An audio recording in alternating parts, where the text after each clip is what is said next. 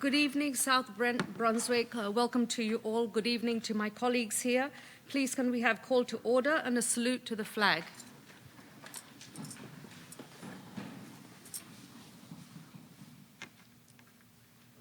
Allegiance to the flag of the United States of America and to the republic for which it stands, one nation, under God, indivisible, with liberty and justice for all.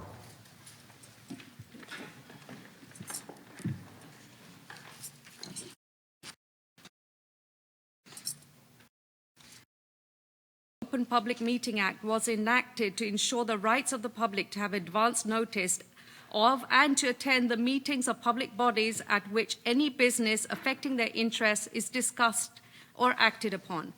In accordance with the provisions of this Act, the Board Secretary has caused notice of this meeting, including date, time, location, to be posted in the South Brunswick Public Library and the Board Office, filed with the Township Clerk, and communicated to the Home News Tribune and the Star Ledger.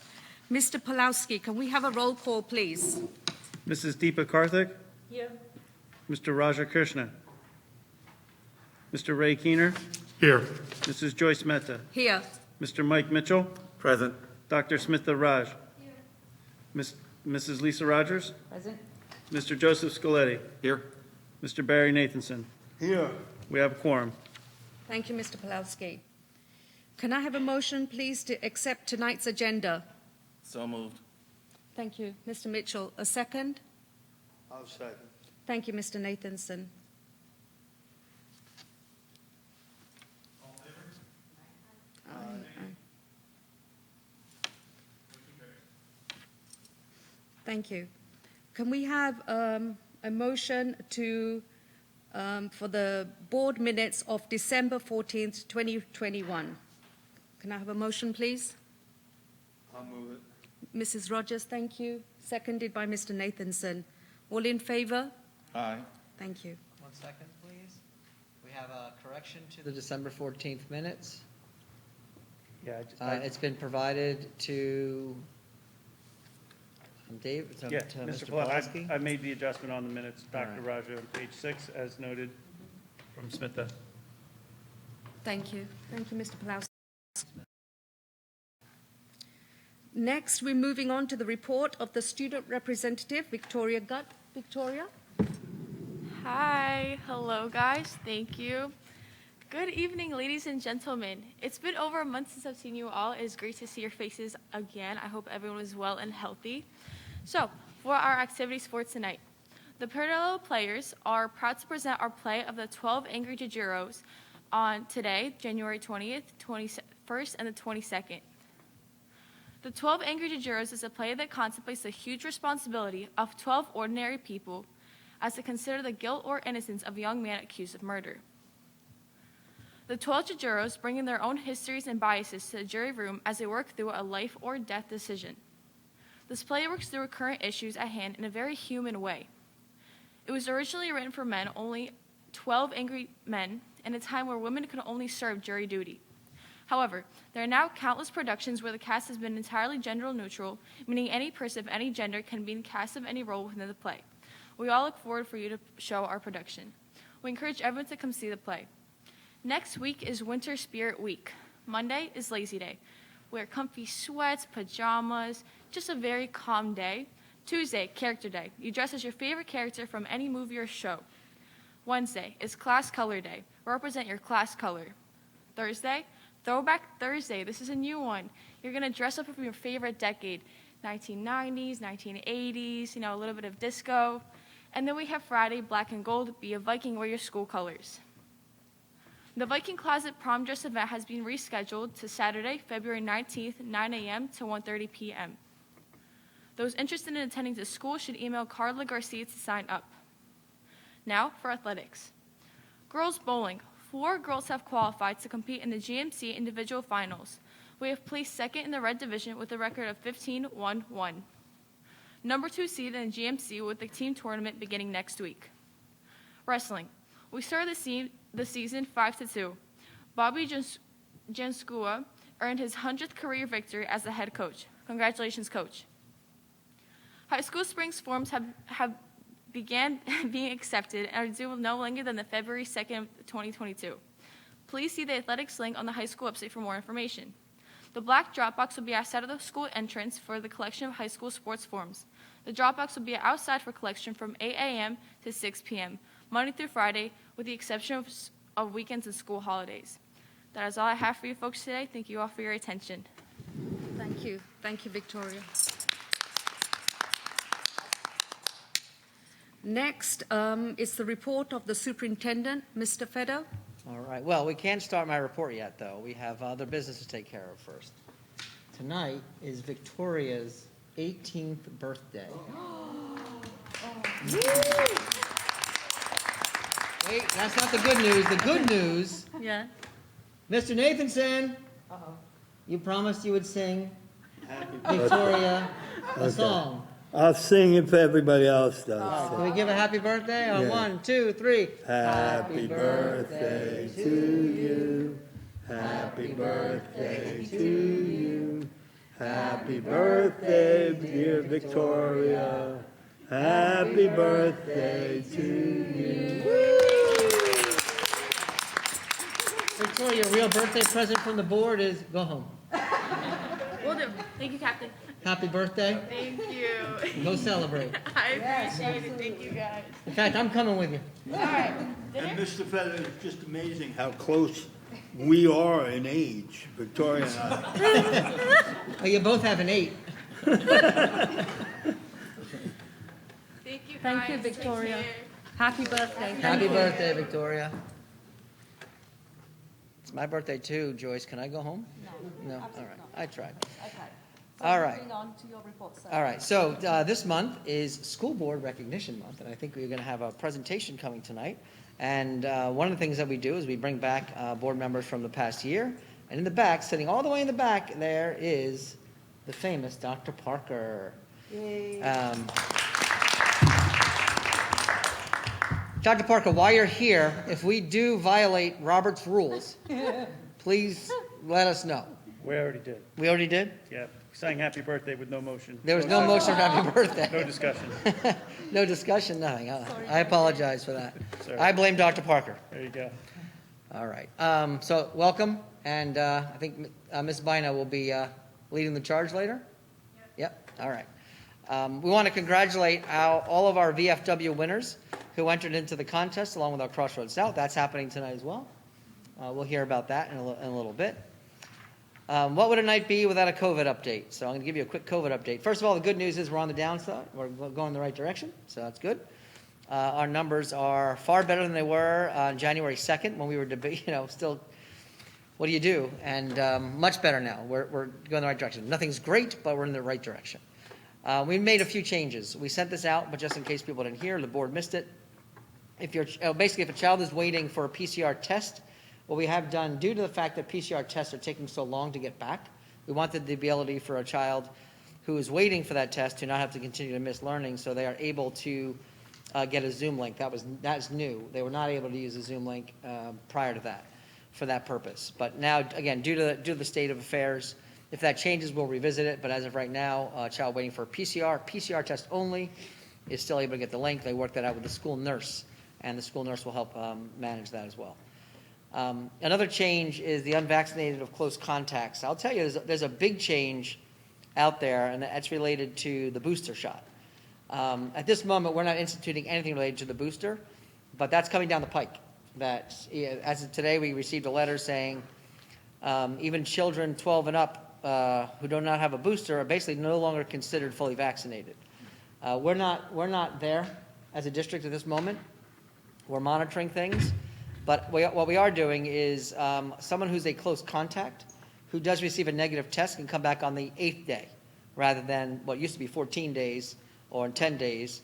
If there's no test, then they still stay out 10 days, but that's a reduction. So that's good. That's where we are today.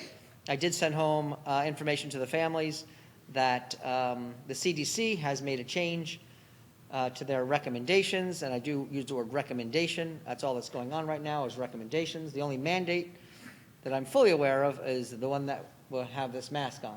There are probably other ones at this moment, but For right now, a lot of recommendations. And this one would be to reduce the quarantine time for a COVID positive person from 10 days to 5 days. We're not quite there on that one just yet. And we're also not there on having students return after 5 days of being in close contact if they were unvaccinated. So we're hanging tight with where we've been. We're going to watch for a little bit and see what happens with the Omicron surge. Looks like it's going in the right direction, and we'll go from there. I do want to share some free COVID testing opportunities. If you saw the Nixle from the mayor, he also put out information on this. Princeton Alliance Church, which is in Plainsboro on Sharks Crossing, is partnering with Penn Medicine and Carbon Health and Flow Health to provide free, reliable COVID-19 testing for anyone who may need or want to be tested. And this is good news. This is a PCR test with a 48-hour turnaround. Right now, our turnaround has been closer to, I would say, 96 hours, Jamie? 4 days max? On the early side, 4 days? Did we get results from yesterday yet? No? Maybe tomorrow, okay. For those of you who don't know Jamie Bomer's in the back. Jamie works alongside the school nurses, Jim Conroy, Raf Morales, Amy Finkelstein, on all things COVID. And she is the forms guru, I think. Well, it's a good title. But it's made the life of the whole district easier when it comes to COVID. So thank you, Jamie. Really good work. So anyway, that's kind of where we are on that. I'm glad they don't have a larger report about COVID. That's kind of where we are. We have continued to run booster clinics for staff. We've ran 2. When's the next one, James? No, we're trying to do one as often as we can. It's a question of the vendors who are doing it. We can thank Jay Patel. I believe he's been helping with the first 2. Yeah, so awesome. He's been doing that and making that possible for our staff. We've probably done about 150 people, a little bit more maybe? About 120 who've received the booster on site. Yeah, great. So we're going to keep doing that and getting that going. Another piece I want to share separate. So COVID's over, close the COVID loop. Assessment, this is important for the class of 2023. And I have to say this because Suzanne's in the audience, right? I'll be in trouble if I don't, right? So I'm not going to get in trouble with Suzanne. So I'm going to read this exactly how it is. The New Jersey Department of Ed has introduced a new graduation assessment requirement for the class of 2023. To graduate from a New Jersey high school, a child must meet course, credit, and assessment requirements. The New Jersey Graduation Proficiency Assessment, or the NJGPA, will be administered the week of March 14th of this year. More information is forthcoming, but we want to make our families and students aware of this important information. So again, new information is coming down. Suzanne and her team will make sure that anyone who needs to do this will be doing this. And so that's going to be covered, but we're just sharing that with everybody. As of right now, and tomorrow, and Saturday, we actually have the Pirandello players, the high school, who are doing live theater. We're very excited. Live theater. I'm excited to go tomorrow and see it. Don't miss your chance. So board members, it's in person. It's 12 Angry Jurors. You heard that from Victoria. Tomorrow or Saturday, both at 6:30 in the high school. So hopefully you'll have a chance to get there. As many people who can get there, great. And we're moving forward. We got to get back to normal, so we're just going to keep moving forward. We have athletics going on. We got the plays going on. We got robotics coming on in February with an awesome. Hey, Mr. Scoletti, the robotics. You gonna come? You gonna come join? Absolutely. Yeah, I thought he was going to steal a robot last time. They'll let me drive one, but I crash them, and I'm good at crashing them. It's about all I'm good for, is crashing those babies. So anyway, that's all happening, and we're excited to start moving back in that direction. So, I'm going to keep sharing those things as we go. And before I finish my report, I'm going to hand it over to Dr. D, who's going to talk about SB Reads, and I'll pick up a few things later during the old and new business. I always feel I get to the fun part of your report, so thank you. I'm here to announce for the 12th year, this is a tradition of South Brunswick. We get to partner with the South Brunswick Library, and we are launching our South Brunswick Reads. Our theme this year is South Brunswick Reads for Change. Super excited. It always goes along with the times. We have a short video to introduce it, but I do want to do a shout out to our librarians who work with the public library and all of the schools to create awesome displays, come up with the theme, and really work with each individual school in the community to make this an experience and a way for us to come together all around reading. In our audience tonight is Lisa Manganello, one of our district librarians, and she's the mastermind behind this video and some of our other things tonight. So please enjoy the introduction of SB Reads.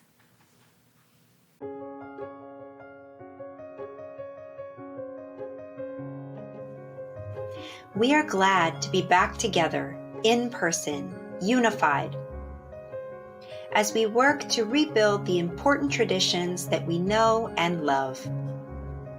Traditions like South Brunswick Reads, the annual partnership between our schools and the South Brunswick Public Library. The result? A thriving community of readers. Since 2011, we've explored a variety of titles, genres, and themes. We've built bridges, explored technology, celebrated the impact of an individual, and challenged ourselves to overcome our walls. We've read across our town, our country, and our globe to ignite our passions and embrace the future.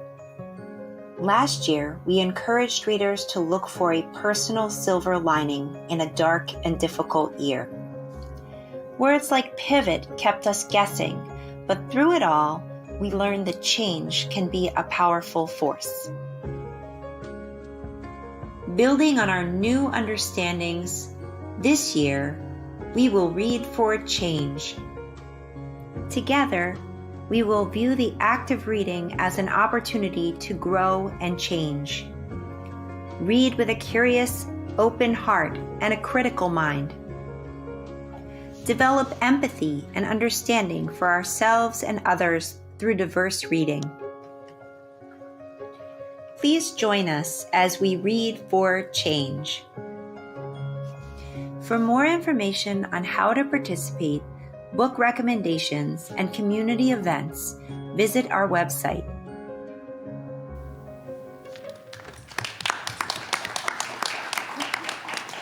Visit any of our libraries to see different displays. At each level, there will be different stories that are self-selected by students or encouraged by our librarians and teachers. So please join us as we read for change.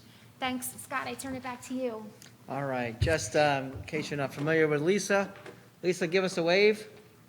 That was Lisa's voice. Yay. A superstar in everything she does and always enhances the great work of the high school and, as you can see, even traditions outside of the high school. Thanks, Lisa. And she's behaving very well, ladies, so good job. And that's the end of my report. Thank you, Mr. Fedor. Thank you, Dr. Disler, for that. We really enjoyed the presentation as well, so thank you so much.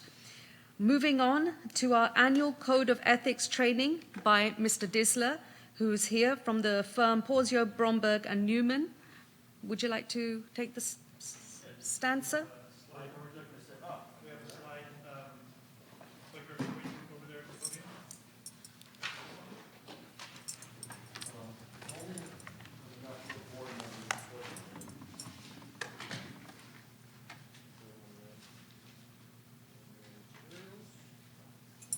Taking one, passing it down. David, Scott, sorry, I only printed for board members. That's fine. Mostly because I printed from home and I ran out of paper, but. There you go. I did not. You can tell I wasn't in the office today. I printed from home, and I am terrible at stapling. So apologies in advance. Can everyone hear me? Yes. So, as many of you know, my name is David Disler. I am not related to Dr. Disler, although my sister-in-law's name is also Jen. And I believe you actually have an identical mask to my wife. So we're connected in many ways, but not related by blood. So I am one of the board's attorneys, and I have the privilege and honor to do tonight's ethics presentation. So, quick overview. As many of you probably recall from my trainings in the past, I'm going to very briefly go through the School Ethics Act, Code of Ethics. As you'll see on the first page of the materials I've given you the whole act, so I'm not going to go through every provision. I'm going to highlight some. We're then going to go into a brand new case that came out a month or two ago from the commissioner regarding board member external communications, things like that. It's a brand new case, so I'll go through that update. And then if you remember in the past, I'm very big on an interactive process, a lot of hypotheticals, so that's really kind of, we're going to use the Socratic method of learning. Okay, so the School Ethics Act, and you'll see it applies to all school officials, so that's board members and your administrators. I'm not going to go through every provision. I'm just going to go highlight some. The real takeaway from the School Ethics Act compared to the Code of Ethics is it's very financial based. So, provision A, school officials should not have an interest in a business organization or engage in any business transaction or professional activity that results in a substantial conflict. Provision B, you should not secure unwarranted, and that's a very big word for the School Ethics Commission, unwarranted privileges, advantages, or employment. Again, very financial based. C, no direct or indirect financial involvement. D, dealing with employment or services. Again, they all kind of fit into the same bucket. You as board members really can't get a financial benefit from being a board member. So E, no accepting of gift, favors, loan, political contributions. These I think are generally obvious on themselves. You cannot use information generally not available to the public, again, for your own benefit or gain. G and H, and then the next three also. If you have any questions, feel free to go and read them, but they all generally fit into the same bucket, except for K, which deals with the New Jersey School Boards Association, which are not relevant here. So we get to now the Code of Ethics. So this only applies to board members. It does not apply to school officials. So this doesn't apply to your administration. It just applies to board members. And as I highlight these, you will see why. So C is I will confine my board action to policymaking, planning, and appraisal. And that pairs with, if I can get there, letter D. I will carry my responsibility not to administer the schools, but together with my fellow board members, see that they are well run. What does that mean? And it means that you as the board, you oversee the district. But your administration is charged with the day-to-day responsibilities. And that, we'll go through a lot of hypotheticals because that is a difficult line a lot of times, and we'll talk about what that means for you as board members and the like. So I will recognize my authority rests with the Board of Education and make no personal promise nor take any private action that may compromise the board. Again, it's when you become a board member, you represent the board and the like. And so those are the kind of colors your actions. I will hold confident all matters pertaining to the school, which if disclosed would needlessly injure individuals or the school. Again, we'll talk about confidentiality and the like when we get to the hypotheticals. I will support and protect school personnel. These are always the ones that are the two favorite of the administration and your employees. So I will support and protect school personnel, and I will refer all complaints to the chief administrative officer, which here is your superintendent. So a complaint comes in, it goes to your superintendent. Okay. Okay, so now that's a little more dense part of the presentation. Let's get into a little more of the fun part. So communication we get frequently. Why? Because social media has become kind of exploded this topic. We get more questions on social media when it comes to school ethics than any other question. So I talked about this, I think, 2 years ago when I was here when it comes to internal communication. So just a reminder. So we all know pretty well the Open Public Meetings Act. Every board reads something at the very beginning, and when it comes to board meetings, we're pretty good. But where boards get into trouble at times is that the definition of meeting is very broad. So you can be sitting at IHOP with a number of board members. You can have a New Year's party where you invite 100 people and it happens 6 board members are there. If 6 board members are in a room and they're discussing board business, that is a board meeting, and that is no different than you being here today. So that means that you would have been required to provide notice. Where do boards tend to get in trouble with that? It's not so much meeting at IHOP. It's that they are text messaging each other, right? So all of a sudden you end up on a group chain and there's 6 board members. You're in an email exchange and someone replies all. So what I will say with email, because that tends to be the most difficult, is it is okay, one-way communication. So for example, if the board secretary emails out the board packet to the entire board, that's not a violation of the Open Public Meetings Act because that's a one-way communication. It's when there's the exchange. If someone replies all and says, you know what, I think we should be doing X, Y, and Z, and then someone replies all again, now you're having an exchange, and it doesn't matter that it's over email. It does not matter that it is over text messaging or instant messaging. So just some general recommendations. So when practicable, you really should try not to have any kind of electronic communications where there's an effective majority of the board. Limit it to just one-way communications when you have to. And really the key is avoid the reply all. Because that's where boards get in trouble with the most. It's not the one way, you reply all, and all of a sudden you have a communication. Okay, so let's talk about external communications. And the reason I bring this up is we have a brand new case. So the question we get a lot is First Amendment rights with School Ethics Act. So I will say this. You as board members do still have First Amendment rights. You have rights to make political comments, and the like. But when you come sit on the board, those rights are slightly reduced by the School Ethics Act. So we have this brand new case that took a lot of people by surprise. It's from Randolph. It's about 3 months old, and it's a Commissioner of Education decision. So in this case, we had a board member decide to write an op-ed in a local paper endorsing 4 candidates and then advocating against the re-election of 1 candidate. You're not going to be surprised who filed the School Ethics Act.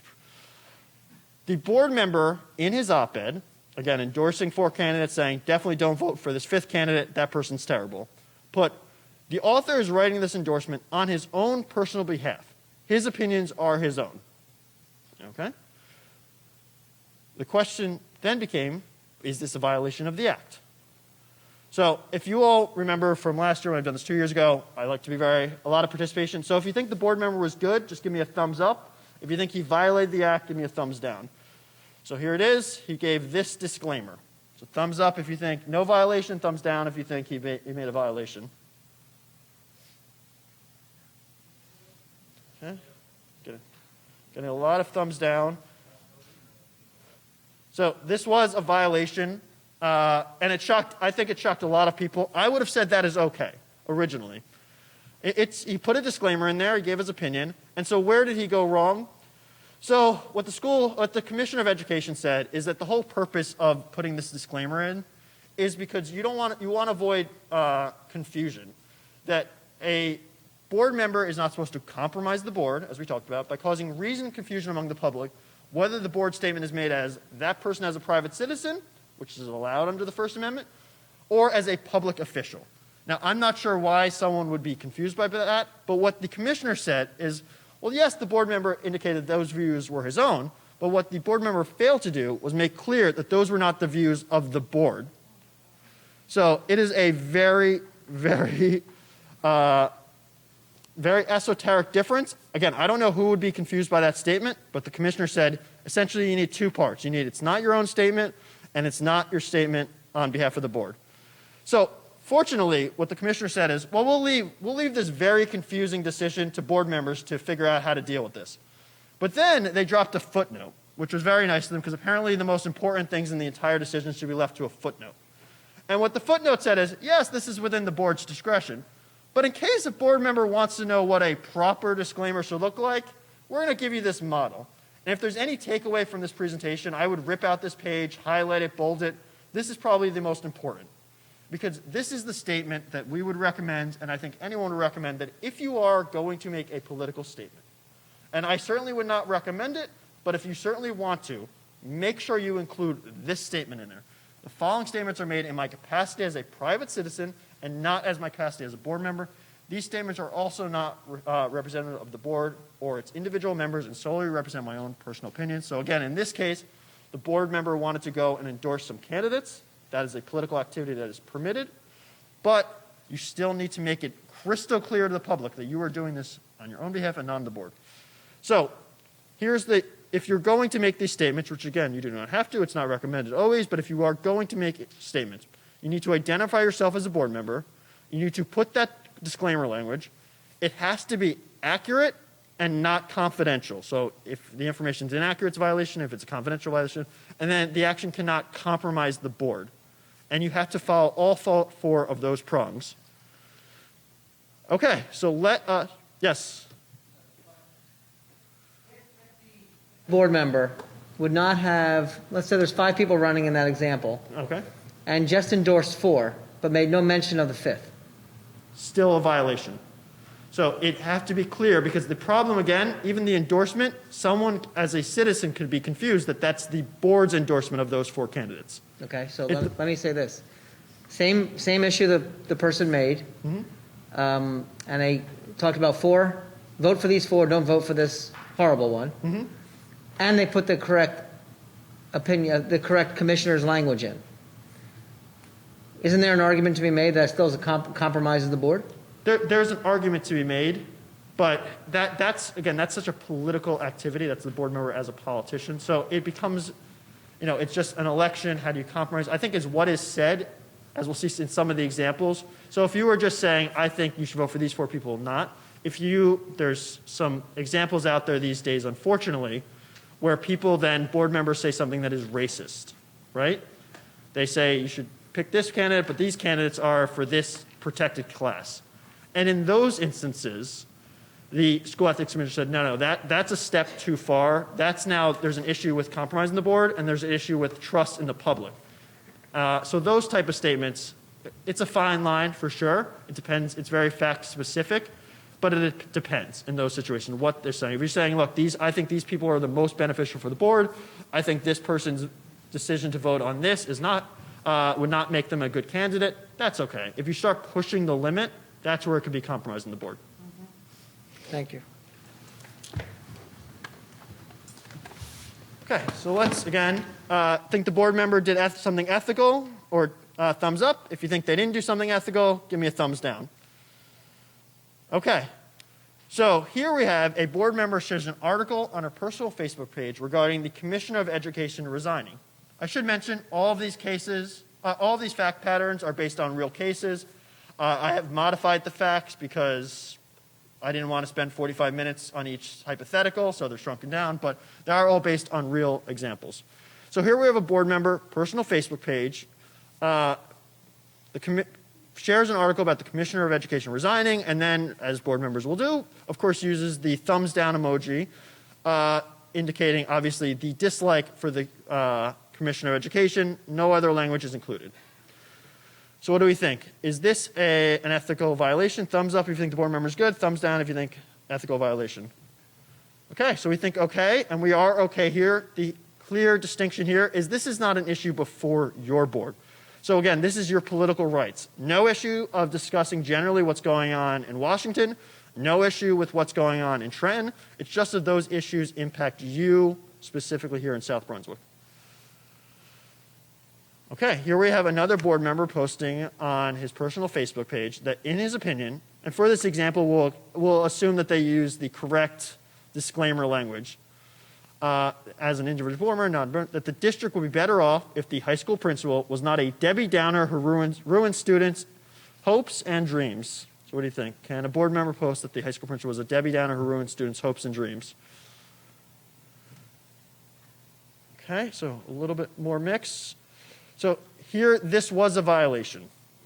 It's one of my favorite examples. I've used this in every ethics presentation I've ever done in some iteration. And here, this is where the First Amendment goes up against your board member obligations, right? So I will support and protect school personnel in their proper performance of their duties. If a board member is going and calling the high school principal a Debbie Downer, that's not supporting them. So you can't undermine school personnel. That's an important lesson under the School Ethics Act. It's one that at times can be frustrating to board members because, again, it can be a fine line where you don't think someone's performing their duties and the like. But under the School Ethics Act, you are required to support and protect your school personnel. Okay, calls from parents. This is an issue that comes up every once in a while. because again, it's not surprising that board members are very active in the community. So a board member receives a call from a parent claiming a teacher made inappropriate comments during her daughter's class. The board member emails the superintendent immediately with this information. The board member then calls the principal to request the issue be investigated. What do we think? Violation or no violation? Down is violation, up is board members good. Okay, let's see. So this is a violation. So this is a tough one, right? So the board member instincts here were immediately correct, right? A complaint came in, immediately notified the superintendent. That's the proper process. The issue that came up is then the board member called the principal and said, we should really open an investigation here. And it's tough, right? Because this is a situation that my firm's handled before. It's a tough issue in that we understand that your instincts are to help out in every way you think is appropriate. The problem and what the School Ethics Commission was trying to drive home here is that just leads to confusion, right? Because the superintendent may think, all right, I think this person should investigate it. Now, so the principal opening up an investigation, it leads to confusion, leads to situations where you think, I understand this is someone acting appropriately and the like, but it just can cause issues to arise. And that's why the School Ethics Commission said all complaints have to go to the superintendent. Okay, so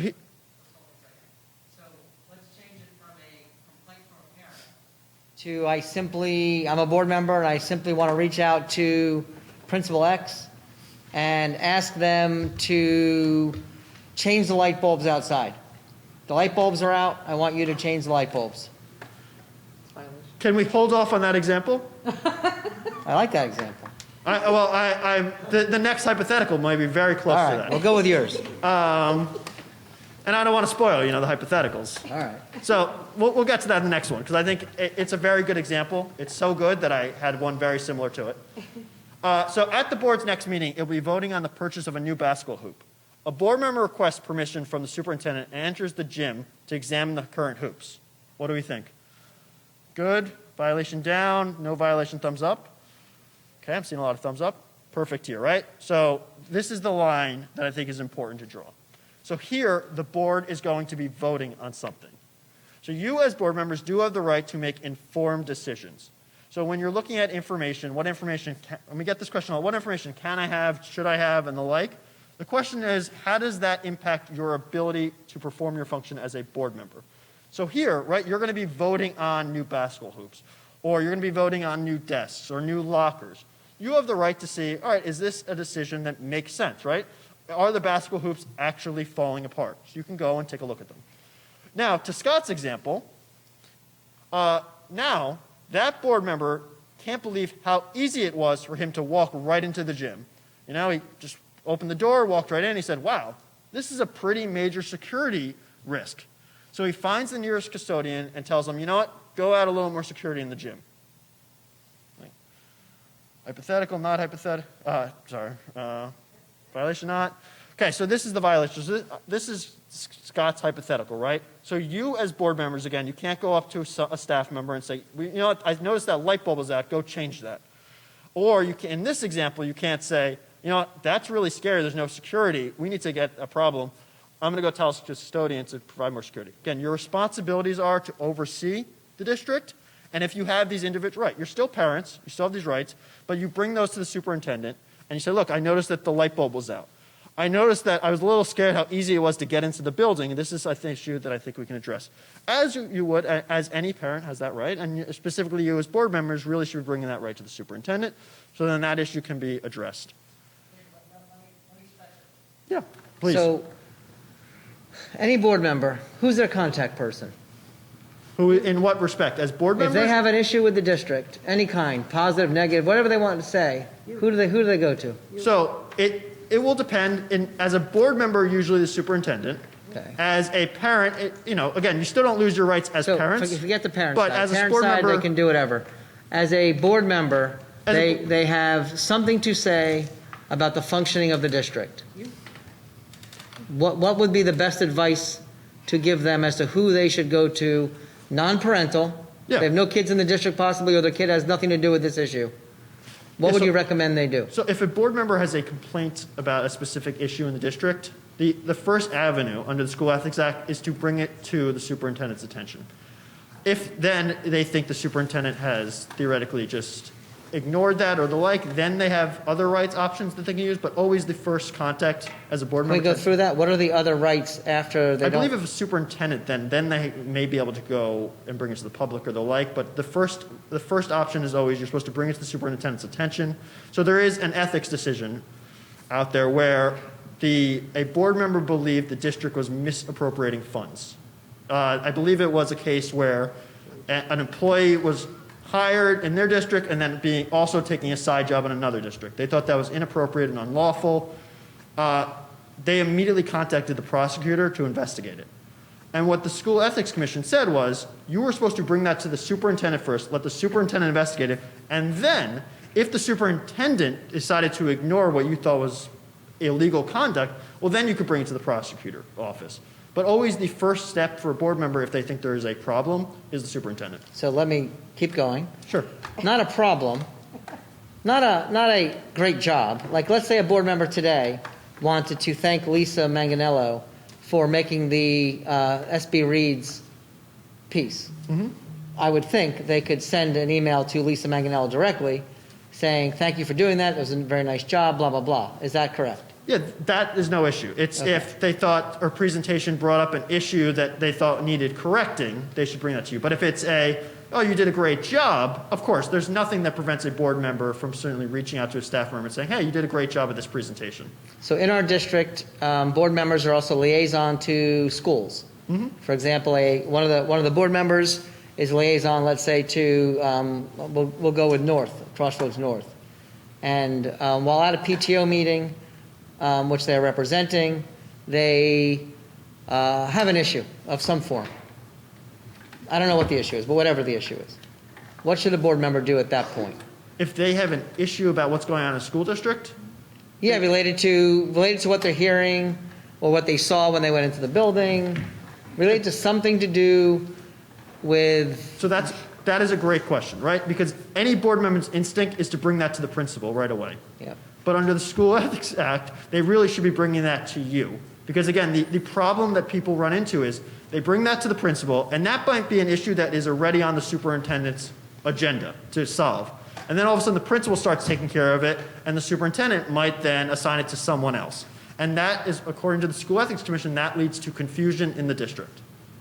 I'm just trying to make this, I'm hammering this home if you notice. The issue here for the for. board, anything at all about the district that you have a question, issue about, it goes directly to me and only to me.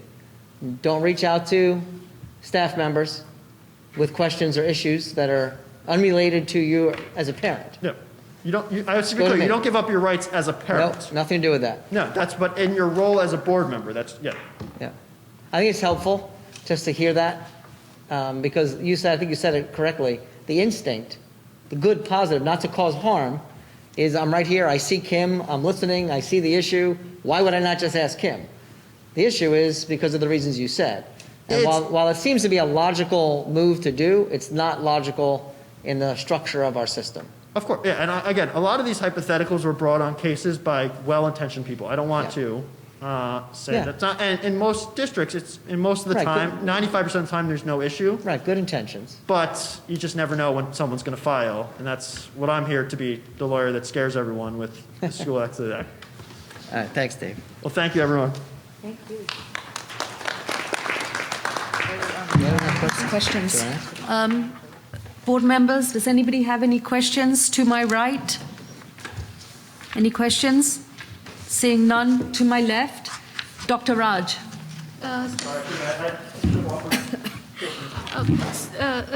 Thank you for the presentation, Mr. Disler. And just one quick question. So you said that board members typically should not reply all. It's it's a bad practice.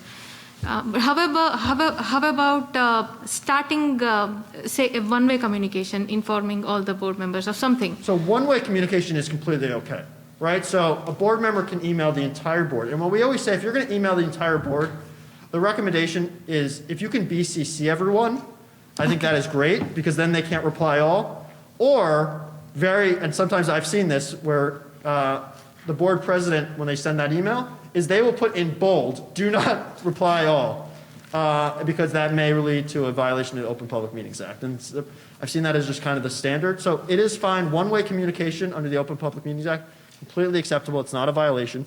It's really what the act is looking for is that back and forth. That's what creates the meeting. So just a follow-up again. So how about replying to an already ongoing chain, but keeping the rest of the board in the BCC section? Will it be still a problem? So that might become an issue. That's where you really want to make sure that you don't have a majority of the board, right? Okay. So it's when you get the back, it's the one email's fine if you get then the reply to that. Even if everyone's in the BCC, you still had a back and forth. Right. And that's the point really where you want to say, let me just email a non-majority of the board, because you worry about it's the discussion of board business between a majority of board members that becomes the issue. So 2 separate emails, will it still be a problem? Potentially. It's not, it's not crystal clear, right? Because it's somewhat of a subject, but that's where you're running into an argument that you're violating it. Because that, someone could argue, is a discussion. I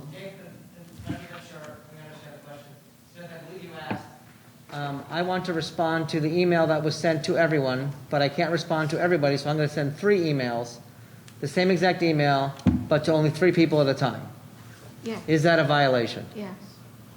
That is, I've gotten this question various times, right? The way this question has come up to me is, well, we want to have every board member part of the discussion, so if one person leaves the room every time, and then, 3 people leave, and then one person comes in and one person leaves, is that okay? So the answer, in the black and white reading of the Open Public Meetings Act, that is okay. It's possible someone could say that you're violating the intent of it, which is how the example of one person leaves, one person comes in, one person leaves, one person comes in. So just a strict reading of it, that is not a violation. Could someone argue that that violates the intent? Maybe. But I think you are safer doing that than replying all. Okay, thank you. Well, I'm not going to challenge that remark, but the concept still is one that I would recommend highly you do not do. I would agree. You should not at any point purposely attempt to avoid an ethics charge. Yes. You should not do something that you know is wrong, and then the purpose of doing it is to avoid. That's bad. Don't do that. That's my suggestion to you as a superintendent. It's just, I know you were asking, I have the same question actually, Smith. I was going to ask the question, believe it or not, because that comes up where, well, I can avoid this rule by I can email each person the same exact thing individually, and they can all respond. I can have this conversation. The idea is the purpose of the law. You're not supposed to have a conversation with a quorum of the board outside of a correctly advertised, appropriate meeting, period. Don't do things that could circumvent that to maybe keep you out of ethics jail, but shouldn't be done anyway. That would be my recommendation, Dave. I don't want... and that's why I got to the intent. Like someone asked me the real world example where someone asked me as a hypothetical, but was thinking of doing it is, what if we have half the board in one room, half the other, and then we'll just have board members kind of switch back and forth to play musical chairs? And I said, I would not do that, right? Because yes, I understand that is not, do not have a majority of the board in either room, but someone's going to make the argument that defeats the intent. And that's where you really want to avoid, right? Because if it looks like you're trying to avoid the Open Public Meetings Act, you're going to run into some issues. Whereas, again, if it may not be the actual black letter law of it, it makes it... Yeah, violates the Yeah, spirit of the law. Yeah. it leaves you open and susceptible to an argument being made. Any other questions? To my right? To my left? No? Okay. Thank you so much, No, Mr. thank you. Disler. We really appreciate this presentation. Thank you, sir. Okay, so something's going on with the lights. Dave. Okay, moving on to the recognitions this evening, the VFW essay contest winners and the Teacher of the Year. Yeah, I will introduce that if that's okay with you. Yes, please. Thank you, Dr. Disler. Thank you so much. So every year we work with the VFW Post 9111, and today is our celebration.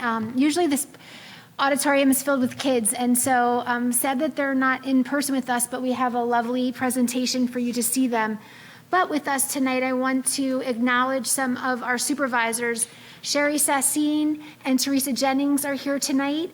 Sue Jane also is the middle school supervisor for ELA and social studies, and they helped put this together. You're going to see their adorable faces on this video in just a little bit. Well, actually, I apologize, not Sherry. She's my social studies gal, but she's elementary, and this is not. It's middle and high. So Teresa's here. We're going to see her.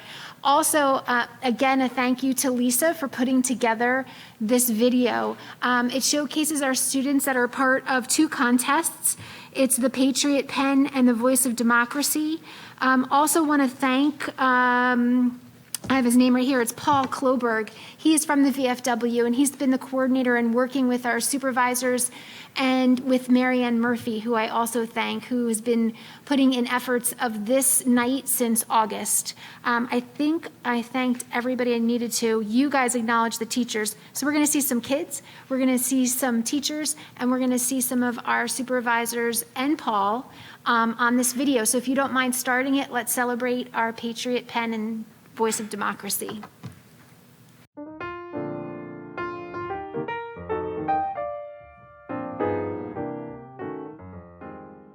Welcome, South Brunswick community, Mr. Fetter and Miss Disler, Miss Malloy White, and board members. My name is Sugandha Jain, the middle school supervisor of English and Social Studies, and I'm here to help us celebrate the annual Patriots Pen contest. What is Patriots Pen? Conducted nationwide, this VFW-sponsored youth essay competition gives students an opportunity to write essays expressing their views on an annual patriotic theme. The national winners will receive at least $500. This year's theme, chosen by the VFW's Commander-in-Chief, is How Can I Be a Good American? I would like to thank our teachers for facilitating this contest with their students, as is our South Brunswick tradition. I would also like to recognize our winners' teachers who helped them in the process of submitting their entries, Miss Kelly Zicka from Crossroads South and Miss Leslie Bach from Crossroads North. I'd also like to extend a special thank you to Mr. Kloberg, the VFW representative who coordinated the contest between the schools and the VFW.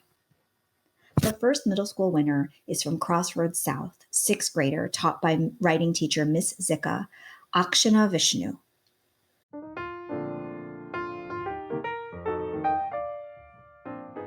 Hi, my name is Akshinya Vishnu, and I'm in 6th grade from the Apollo unit from Crossroads South. Today, I will be sharing my Patriots Pen essay. How can I be a good American? There are many ways I can be a good American. More importantly, a good person. I can be a good American by joining in on community service and helping homeless people and animals in need, and staying true to my country.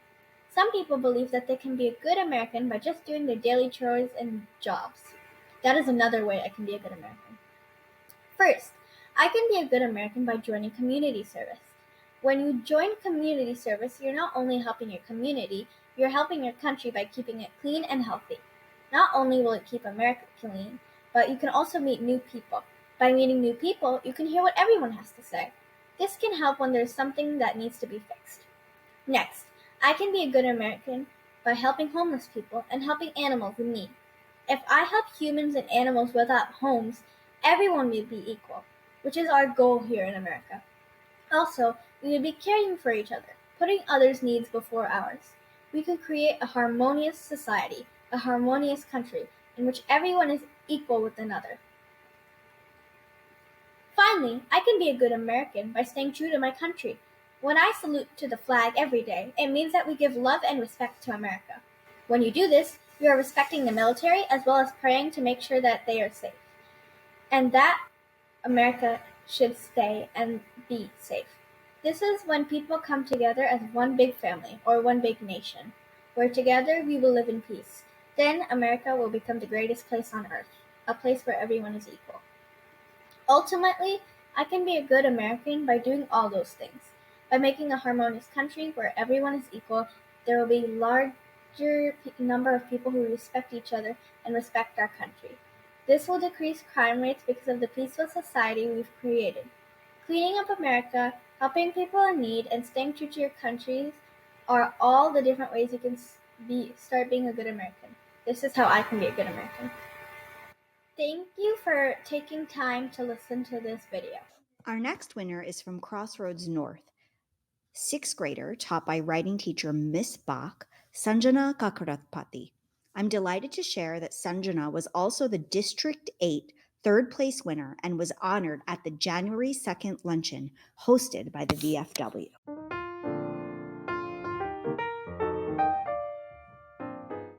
Hi, my name is Sanjana Kakraparthi. I'm in 6th grade and in the comments unit. Today, I'll be reading my Patriot Pen essay on what it means to be a good American. America is known as a melting pot. There are so many people of different backgrounds, cultures, and religions, which make us all unique. To be a good American, it means to respect all cultures. Understanding different cultures will help us learn what life is like for other people and how everyone views the world differently. First, learning about other people's culture helps us understand different perspectives of the world we live in. It helps us dispel negative and personal biases about different people. It also helps us recognize and respect ways of living, even if they aren't our own. Next, by learning about people of different cultural backgrounds, we can increase our horizons, have better interpersonal dialogue, and communicate more on a personal level. By putting aside any prejudices and biases, you might be more open to other people, which can help you prepare to listen, talk, and learn more about them. It's also a way of showing respect to them. Finally, cultural diversity is all about combining different cultures. You accept and respect their beliefs as well as introducing your own. It is worth noting that we, as individuals, should treat each other with respect no matter where we came from. Respecting all cultures is a very important thing. No one should be treated differently because of where they're from. That doesn't make you a good American. To be a good American, everyone should be treated the same. Next time you see someone that has a different religion or culture than you, think about something nice you could say to them, something that could make their day. Thank you. Thank you, middle schoolers. What wonderful reflections on this year's theme. And thank you again to your teachers and families who supported you in this process. And now I'd like to turn over the presentation to Mrs. Teresa Jennings, Supervisor of English and Social Studies at South Brunswick High School. Good evening, members of the board, Mr. Fetter, Ms. Disler, Ms. Malloy-White, VFW Representative Mr. Paul Kloberg, community members, teachers, parents, and our featured students. Tonight, we are here to honor South Brunswick High School's winners of the VFW Voice of Democracy Essay Contest. Since 1947, the Voice of Democracy has been the Veterans of Foreign Wars premier scholarship program. Each year, almost 40,000 high school students compete for more than $2 million in scholarships and incentives. Students compete by writing and recording an audio essay on an annual patriotic theme. This essay season, we have the honor of announcing two winners. Chi Ray Shu is a student in Ms. Carlisi's Honors American Government class, and Anushka Abral, who was a student in Mr. Liflin's AP US History class. As in years past, well over 75 essays were submitted from various social studies classes. I would like to thank Chi Ray and Anushka for taking time to compose their essays to answer this year's question, America, where do we go from here? And I would also like to thank their parents and teachers for encouraging these students to share their opinions. It is my pleasure to introduce Chi Ray as she recites her essay.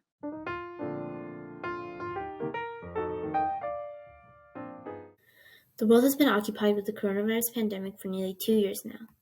In response, our nation has faithfully worn our masks and looked towards getting vaccinated, working and learning within, and refraining from leaving our homes. And so as 2021 comes to a close, America has begun to see much welcomed improvement in general public health. However, as well as we adapted, it has been this time away from the normal hustle and bustle of life that has revealed issues within America's own society and institutions. Rather than having stemmed from this irregular time, they have existed whilst being overlooked. And to honor our responsibility as citizens, as well as for a brighter future of America, it is imperative to address them as soon as possible. As we approach our full recovery from the pandemic, we must begin to direct our attention to solving these flaws. Our first step should be towards equality, a persistent goal of fair treatment towards race, class, gender, nationality, and other inherent traits of our people should be established within our societies and government. Our nation has a wonderfully diverse population, and it is important that we embrace and respect each other as a part of it. In a significant example, many people of color continue to experience racism and hate in this country, which praises diversity and equality. In both government institutions and the general public, these marginalized groups have struggled silently for a large part of history, in many cases as victims of hate to their fellow citizens and communities. Despite having experienced periods of nationalism as Americans, of war as Americans, of prosperity and revolution, all as Americans, they still are not treated as such, and somehow the country has tolerated this for so long. So now is our time to take steps against this. Many of us prioritize the ideas of liberties and equality, but truly manifesting the fundamental values on which the U.S. is built means applying these ideals to the entirety of our nation's people. Both within the system or coming from others, we need to begin acknowledging and criticizing sources of discrimination and hate, and further, educating people before they fall into such a mindset. Even better, specific education should start while young, and be centered around the positive aspects of the multitude and mix of cultures and origins, how it benefits our country's attitude and value on the concept of difference and individuality. Another step we can take for the betterment of our country is to work towards ensuring fair opportunities for all Americans. In institutions such as colleges, healthcare facilities, and even courts of law, people of different backgrounds, genders, and classes can be treated unfairly or not have access to resources to help them in the first place. Often, the problem is not only discrimination, but failing to provide chances with equity in mind. What happens if a child is exceptionally smart, but their college tuition is too high for them to afford? Or if a person cannot go to the hospital when they are sick because they can't pay for the bill? To simply be equal, then, is not enough. A person that is wealthy will not need the same financial assistance or safety net as a person who barely scrapes by when it comes to paying for college. And a person with inherent social advantages will not need better treatment if government institutions happen to discriminate against people of color. We do not need to provide the same assistance, resources, or opportunities for everyone, because not everyone needs the same conditions to succeed. Instead, we should take time to find what groups of people need the most assistance and find ways to support them based on that information. Once the pandemic is over, we have the chance to grow from what we've learned during this time, to pursue equality and peace across the country. Us, a population of diversity and difference, working together as one United States of America. Thank you, Chi Ray. And now our next winner, Anushka Abral.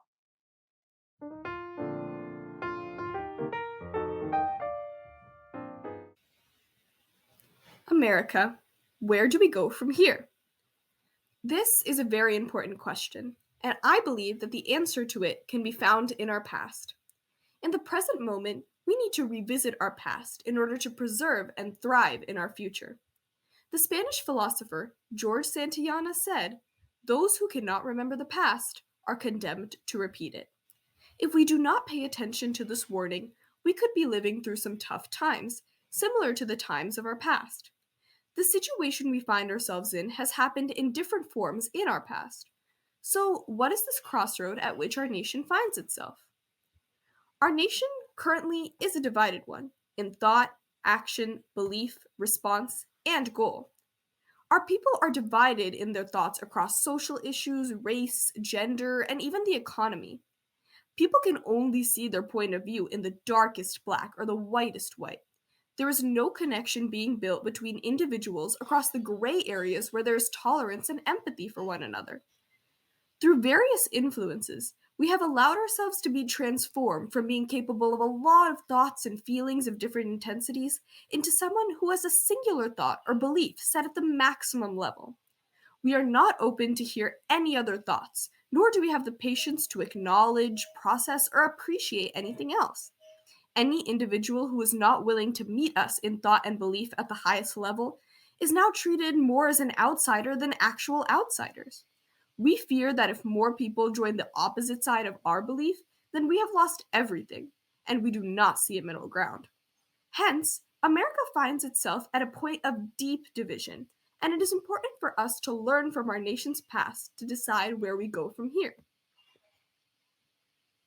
Our nation's past is full of examples where we have been deeply divided over various topics, such as the Civil War, women's rights, immigration, and civil rights. What causes us to be so divided? The answer lies in how we came together as a society. Our nation was built by European people of different faiths and beliefs who came to this country and fought to make a place for themselves. This has created division as different groups cannot see eye to eye on deep-rooted beliefs. Each time a new group tries to establish its spot in our society, we see this difference of opinion and belief as a threat to what we stand for, and we struggle to find answers. So, how did we resolve those differences and move ahead to the future? Did one side prevail to the complete detriment of the other? Were the solutions evident instantly, or did they evolve over time? These are some important points to consider as we chart the path forward. The answer to our path forward lies in our origin story. Whenever we have disagreed about some beliefs, we have always turned toward the foundations which our nation was built, namely our founding fathers and the Constitution. At times when we have witnessed periods of inequality because of belief or status, we have not progressed forward by forcing one group to keep quiet. We have succeeded and grown stronger as a nation by focusing on our founding principles in the Constitution and Bill of Rights, and by being more inclusive overall. Today, different groups in our society feel unheard and sidelined because they do not have enough support to effect any change. This creates feelings of alienation and resentment within our nation. We need to provide a more inclusive voice to all different groups, big and small, across race, gender, political affiliation, and income level.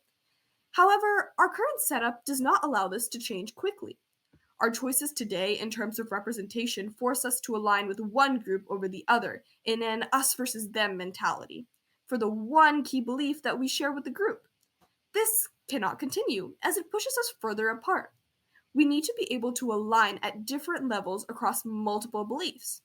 We need to work on a system where every voice and opinion matters, and where our representatives cater to all, and not just the voices that get them elected. The more inclusive our system, the more America will benefit and grow from our differences. America as a nation has evolved more out of a common belief than a common identity. Different groups with different beliefs have found a home in America, and together we work towards a bright future through an inclusive approach. This has been proven time and time again in our past, and we seem to keep forgetting it. It is important that we reach back in our history to relearn what got us here, before we can move ahead and continue to be the great nation that we are and always have been. We need to put steps in place for a more inclusive and engaging society so we can continue to be a shining example for the world on how to prosper despite our differences. Thank you. Thank you, Anushka. And another round of congratulations goes to Anushka, who won second place in the VFW's Regional Essay Contest. SBHS is so proud of Anushka. Great job. Now I will turn the presentation back over to Ms. Jane. Thank you, Teresa. And now I'd like to offer a congratulations to Ms. Bess Lee on being recognized as the nominee of the 2021 VFW's National Citizenship Education Teacher Award. The VFW Teacher of the Year Award contest recognizes exceptional teachers for their outstanding commitment to teaching Americanism and patriotism to their students. Eligible teachers are those who help students develop a better understanding of democratic values and beliefs. I would like to personally acknowledge Mrs. Lee's dedication to her students and their education. I will read many excerpts of the letters of support she received from colleagues at Crossroads South. First, from literature teacher David Morgan, who writes, "Anyone who has spent time in Bess Lee's class knows her attitude toward the American ideal is infectious. Each student and her fellow teachers feel it every day as she constantly immerses students in past events, challenging them not to lose the thread connecting our present moment to the past, and always seeing the influences and consequences that past events have on the future.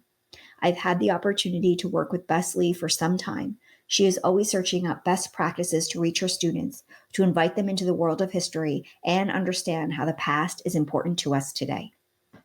Thanks, Dave. from language arts teacher Nancy Maurer. In the midst of COVID and our virtual world, Bess hosted fireside chats from her home and took the opportunity to invite her students to participate in high-interest discussions via Zoom. As her close colleague of many years in the Beta unit, I have been privileged to plan and coordinate many lessons with Bess as well. One thing is abundantly clear. Bess is a forever student of the world and all it has to offer. Her quest for knowledge is incomparable and contagious. I think the students are in awe of her zealous intent when delivering the content.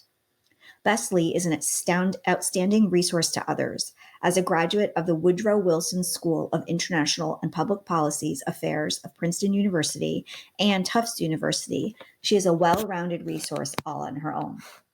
Thank you, Nancy. And from myself, Miss Lee is incredibly passionate about social studies and particularly passionate about American history. When you enter her classroom, it is as if you are walking into a museum as she has visually represented the beginnings of human history up to today with notable events and people. As her curriculum progresses, she is able to highlight many of the achievements of Americans and the ideals upon which our nation was founded. Of particular interest to Miss Lee is John Adams, perhaps her favorite founding father. Miss Lee's signature teaching style is to help students substantiate their claims about history with relevant facts and strong analysis.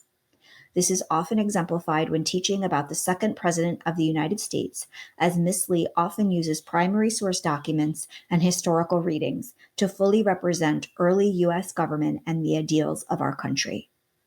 The story of the past has been written, but Miss Lee makes sure to make it as tangible and relevant to her students as if it was unfolding in real time. We are so very proud to have such an enthusiastic, caring, and exceptional member of our staff recognized for all the hard work she does to provide an engaging, interesting class for her students. She works tirelessly to ensure that success. Congratulations, Mrs. Lee.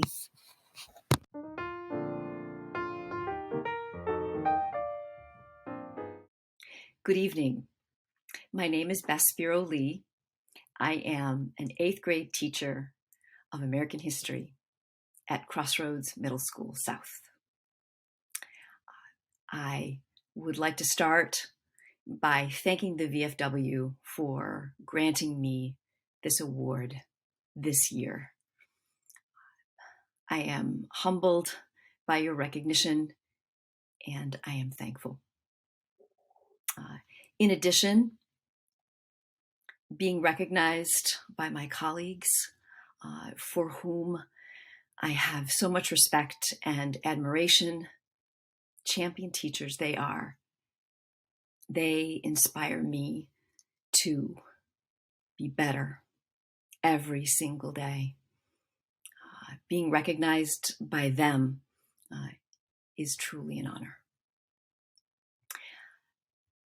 When I think about the VFW and the sacrifices that our veterans have made for the sake of our country, its present and its future, I am reminded why I am in this profession.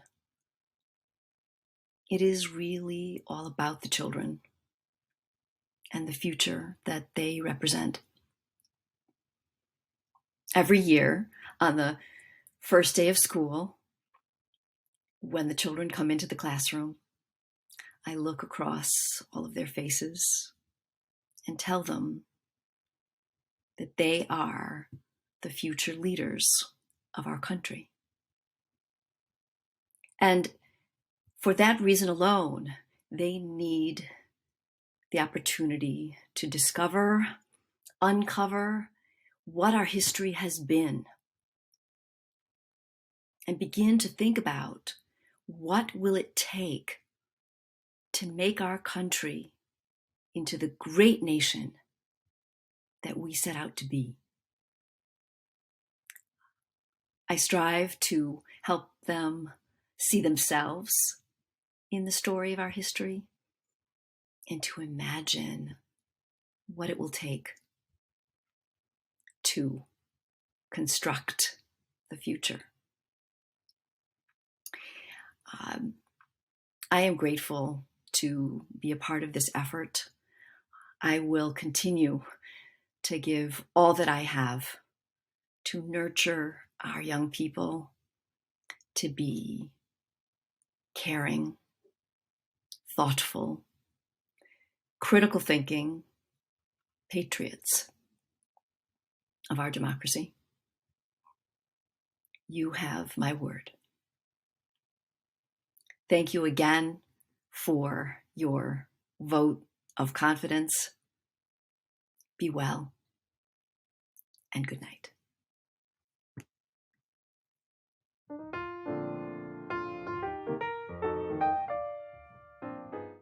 Good evening. My name is Paul Kloberg, and I'm representing VFW Post 9111 here in South Brunswick. And I'm very proud to say that I am thrilled with all of the information you've already seen so far. For your students that have made it through the Patriots Pen competition and through the Voice of Democracy competition, amazing people. Perhaps we should send them down to that little place by the Beltway. We'll let you think about that. Miss Bess Lee, now she's just another whole miracle, isn't she? She has been advanced from the District 8 competition level up to the New Jersey state level. That's brand new news, so that's why you didn't hear it previously. I'm happy to bring that information to you now. One other person who was part of this competition was Miss Suzanne Tiedemann of Brunswick Acres School. And her principal, Miss Stacy Ta, was very kind in getting that nomination through to me. And hopefully next year, along with Suzanne Tiedemann, perhaps Miss Lee again, and each and every other school in South Brunswick will be able to see an application from every principal for the teacher of the year that they think should be advanced to the VFW for consideration. I thank you all very much for your activities with this program throughout 2021. I'd like to thank Miss Lisa Mangadello for her efforts, and also Miss Mary Ann Murphy at the board office for coordinating all of this from the very beginning in late August. Thank you so much, and again, congratulations from VFW Post 9111.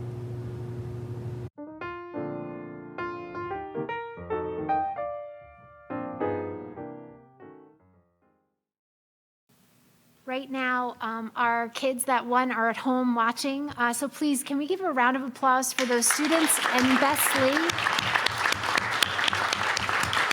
Congratulations to them and their teachers. Thank you. I turn the program back to you, Ms. Mehta. Thank you, Dr. Disler. So moving on with the next presentation, the Start Strong assessment, and that will be presented by Ms. Luckborn and by Mr. Feder. Actually, I apologize. Based on our agenda, up next is our board recognition. Another recognition. Hold for that. Yeah, you guys don't want to miss that. And I believe in Ms. Bino, principal of Crossroads North, is representing all principals. Also, assistant principals from Crossroads North, Sean Ryman and Mark Riccardi are joining her. Thanks, guys. Thank you for the correction, Dr. Disler. I started to panic there for a moment. There are two sets here, so if each of you pick a row and you start on the right, then they should be in order.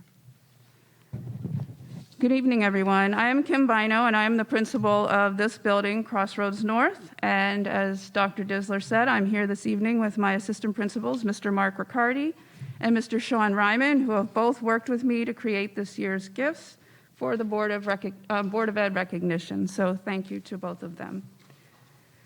The last 2 years in public education have been like none that we have ever known.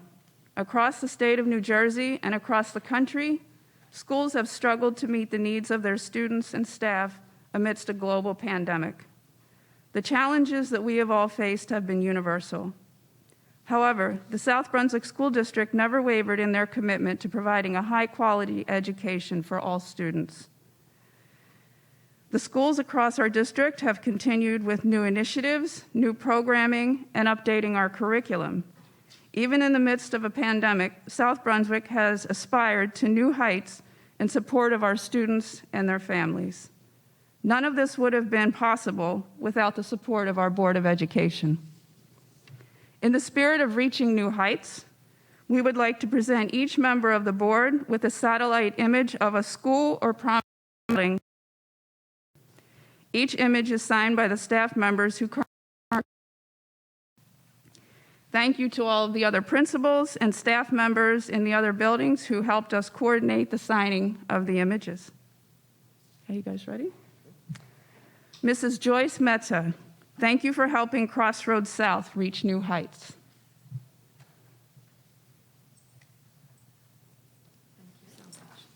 Mr. Mike Mitchell, thank you for helping Crossroads North reach new heights.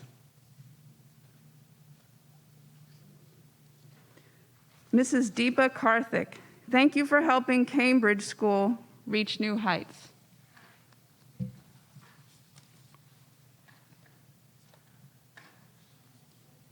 Who do you have? You, Raja. Mr. Raja Krishna, thank you for helping Constable School reach new heights.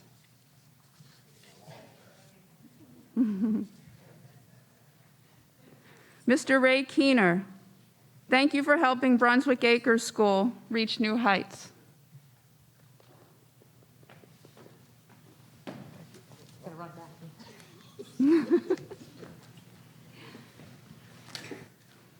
Mr. Barry Nathanson, thank you for helping South Brunswick High School reach new heights.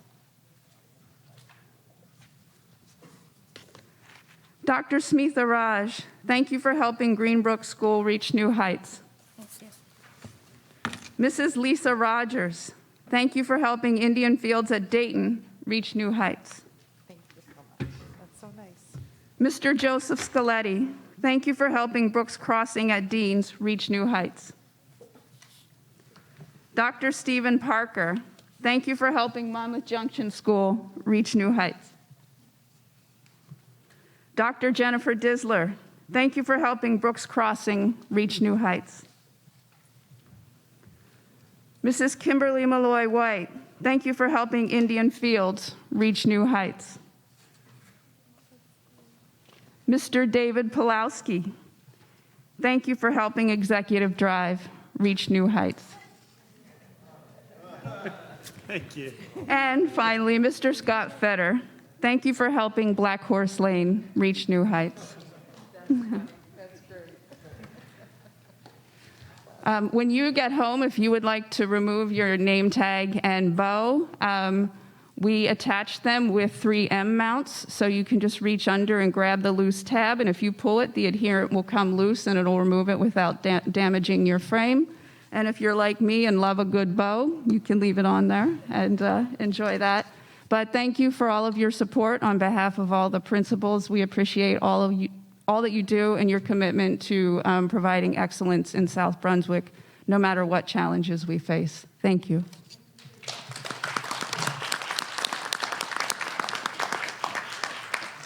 Thank you, Ms. Bino. This is gratefully appreciated, and we really are grateful to you all. Thank you so much. This means so much to us. Thank you for the efforts. Thank you. Okay, so moving on now to the presentations. Start Strong Assessment, and that will be presented by Mr. Feder and Ms. Luckborn.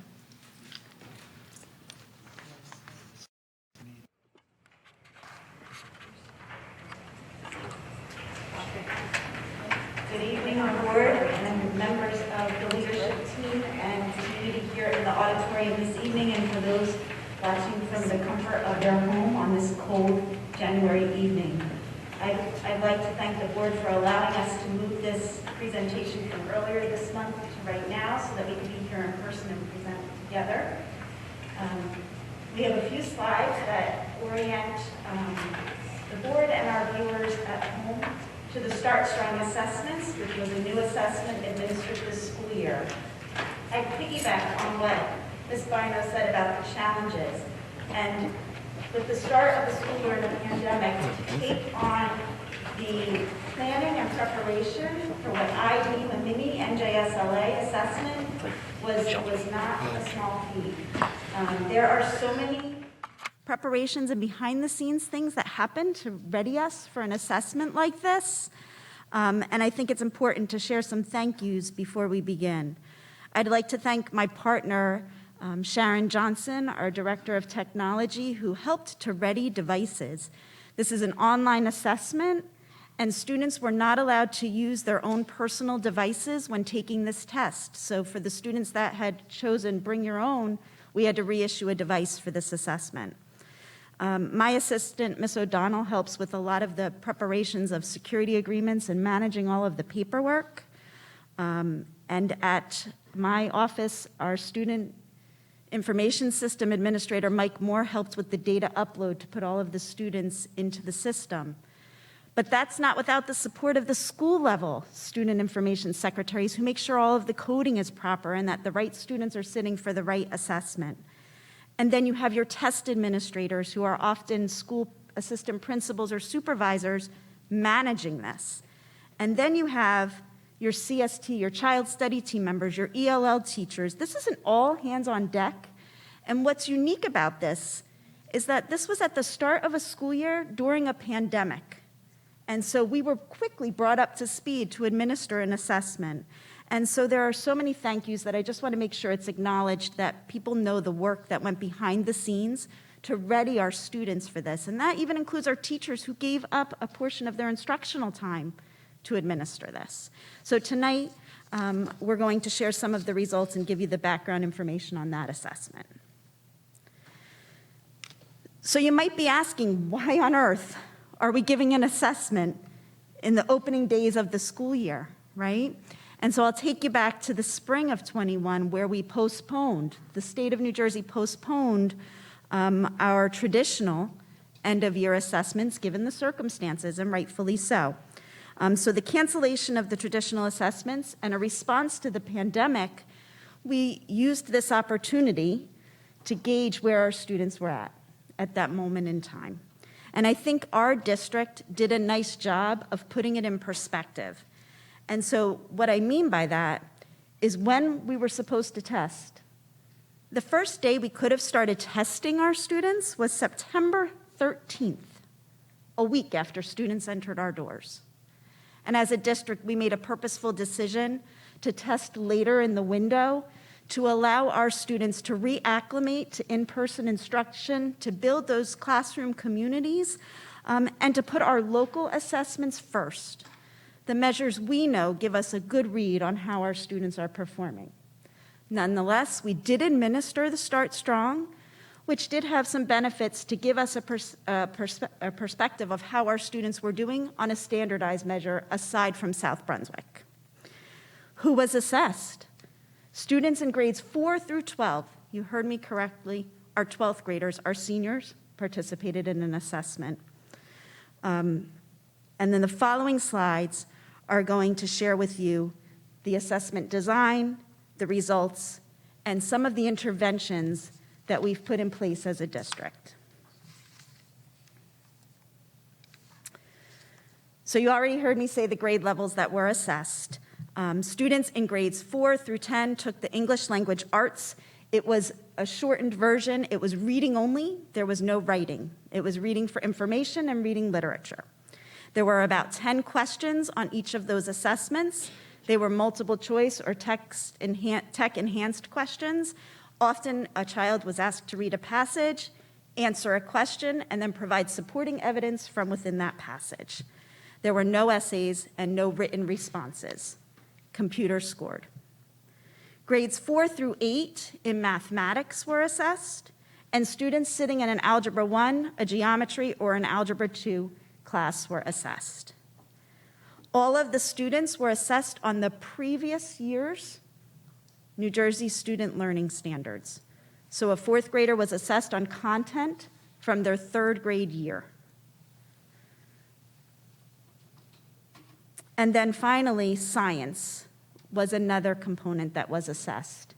And students in grade 6 were assessed on science, earth and space, life science, and physical science from instruction that happened in 3rd, 4th, and 5th grade combined. Students in 9th grade were assessed on 6th, 7th, and 8th grade science standards, and students in 12th grade were assessed in their high school science standards. So we thought for the board and for the public to just orient you to some similarities and differences, because here in South Brunswick, we're very versed in the NJSLA, which is historically administered in the spring. And since the Start Strong was new, we wanted to give you some comparisons. So similarities, we're assessing the same standards for the state of New Jersey. The content also remained the same: English language arts, math, and science. And our families were provided with a score report following the end of the assessment window. How it differs, you heard me talk about the grade level. So we did not assess our third graders this year. They'll assess in the spring. It was a much shorter test. One class period for each content area was all that it took, in comparison to the spring, where sometimes it's 3 days for a specific content area. You see the grade levels up there. You heard me reference that it was reading and no writing. The student results were quicker. So typically when a student takes those tests in the spring, we don't see results until late summer, and families get them right at the start of the school year. We had results fairly quickly, maybe in some cases a week after students' test. From my purview, I was able to log in and see how students did perform. Another important difference that I wanted to share is that, unlike the NJSLA, there are no comparisons to other districts or to the state. Okay?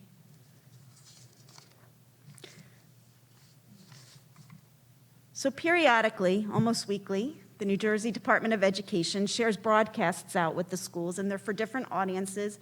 And this is a quote from a December broadcast when the score reports were released that we thought it would be important to just share. And this emphasizes why they said no comparisons to the state.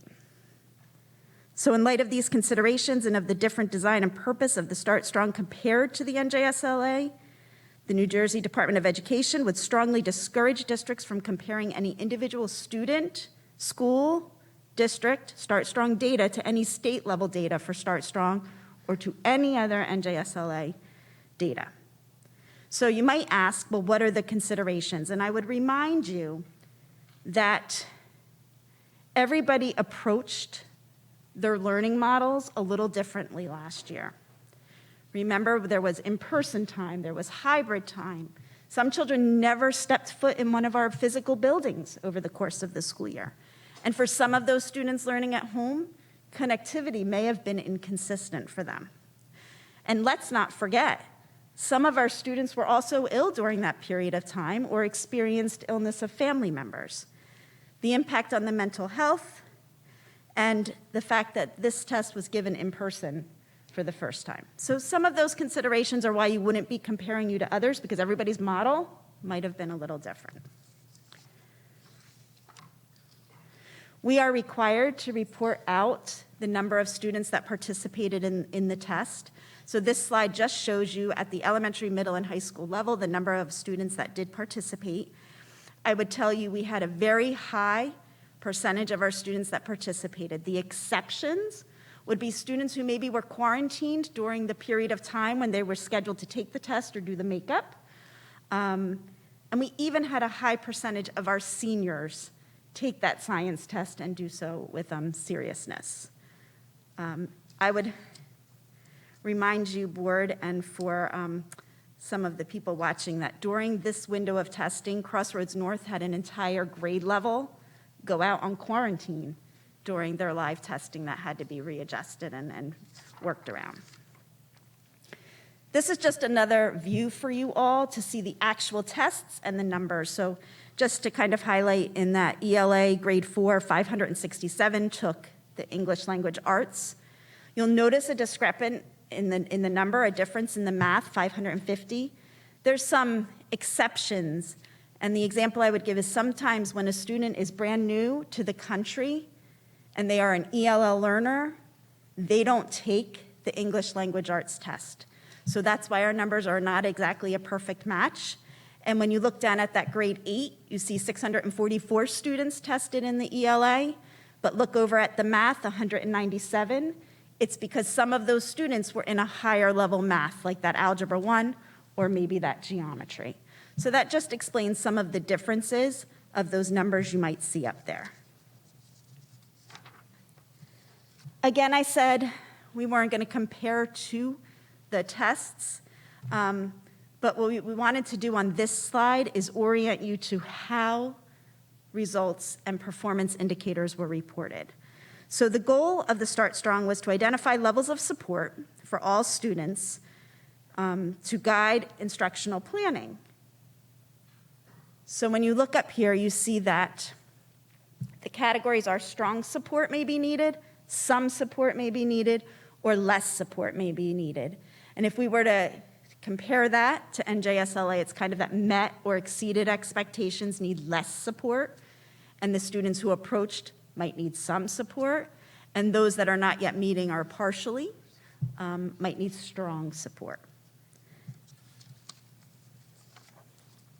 So the next slides actually show you the breakdown of how we did as a district in these various grade levels. So I'm going to turn this portion over to Mr. Fetter to walk you through some of those results. Great. Thanks, Suzanne.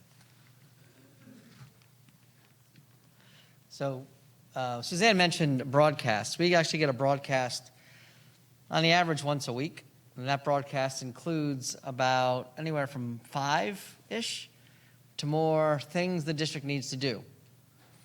Rarely do they have anything to do with kid learning, just so you know that. It's a very rare occurrence that the Department of Education focuses on student learning. They focus on tasks. And what we wind up doing with these broadcasts are we complete paperwork. We answer questions. We dive into things. Think of this for a minute.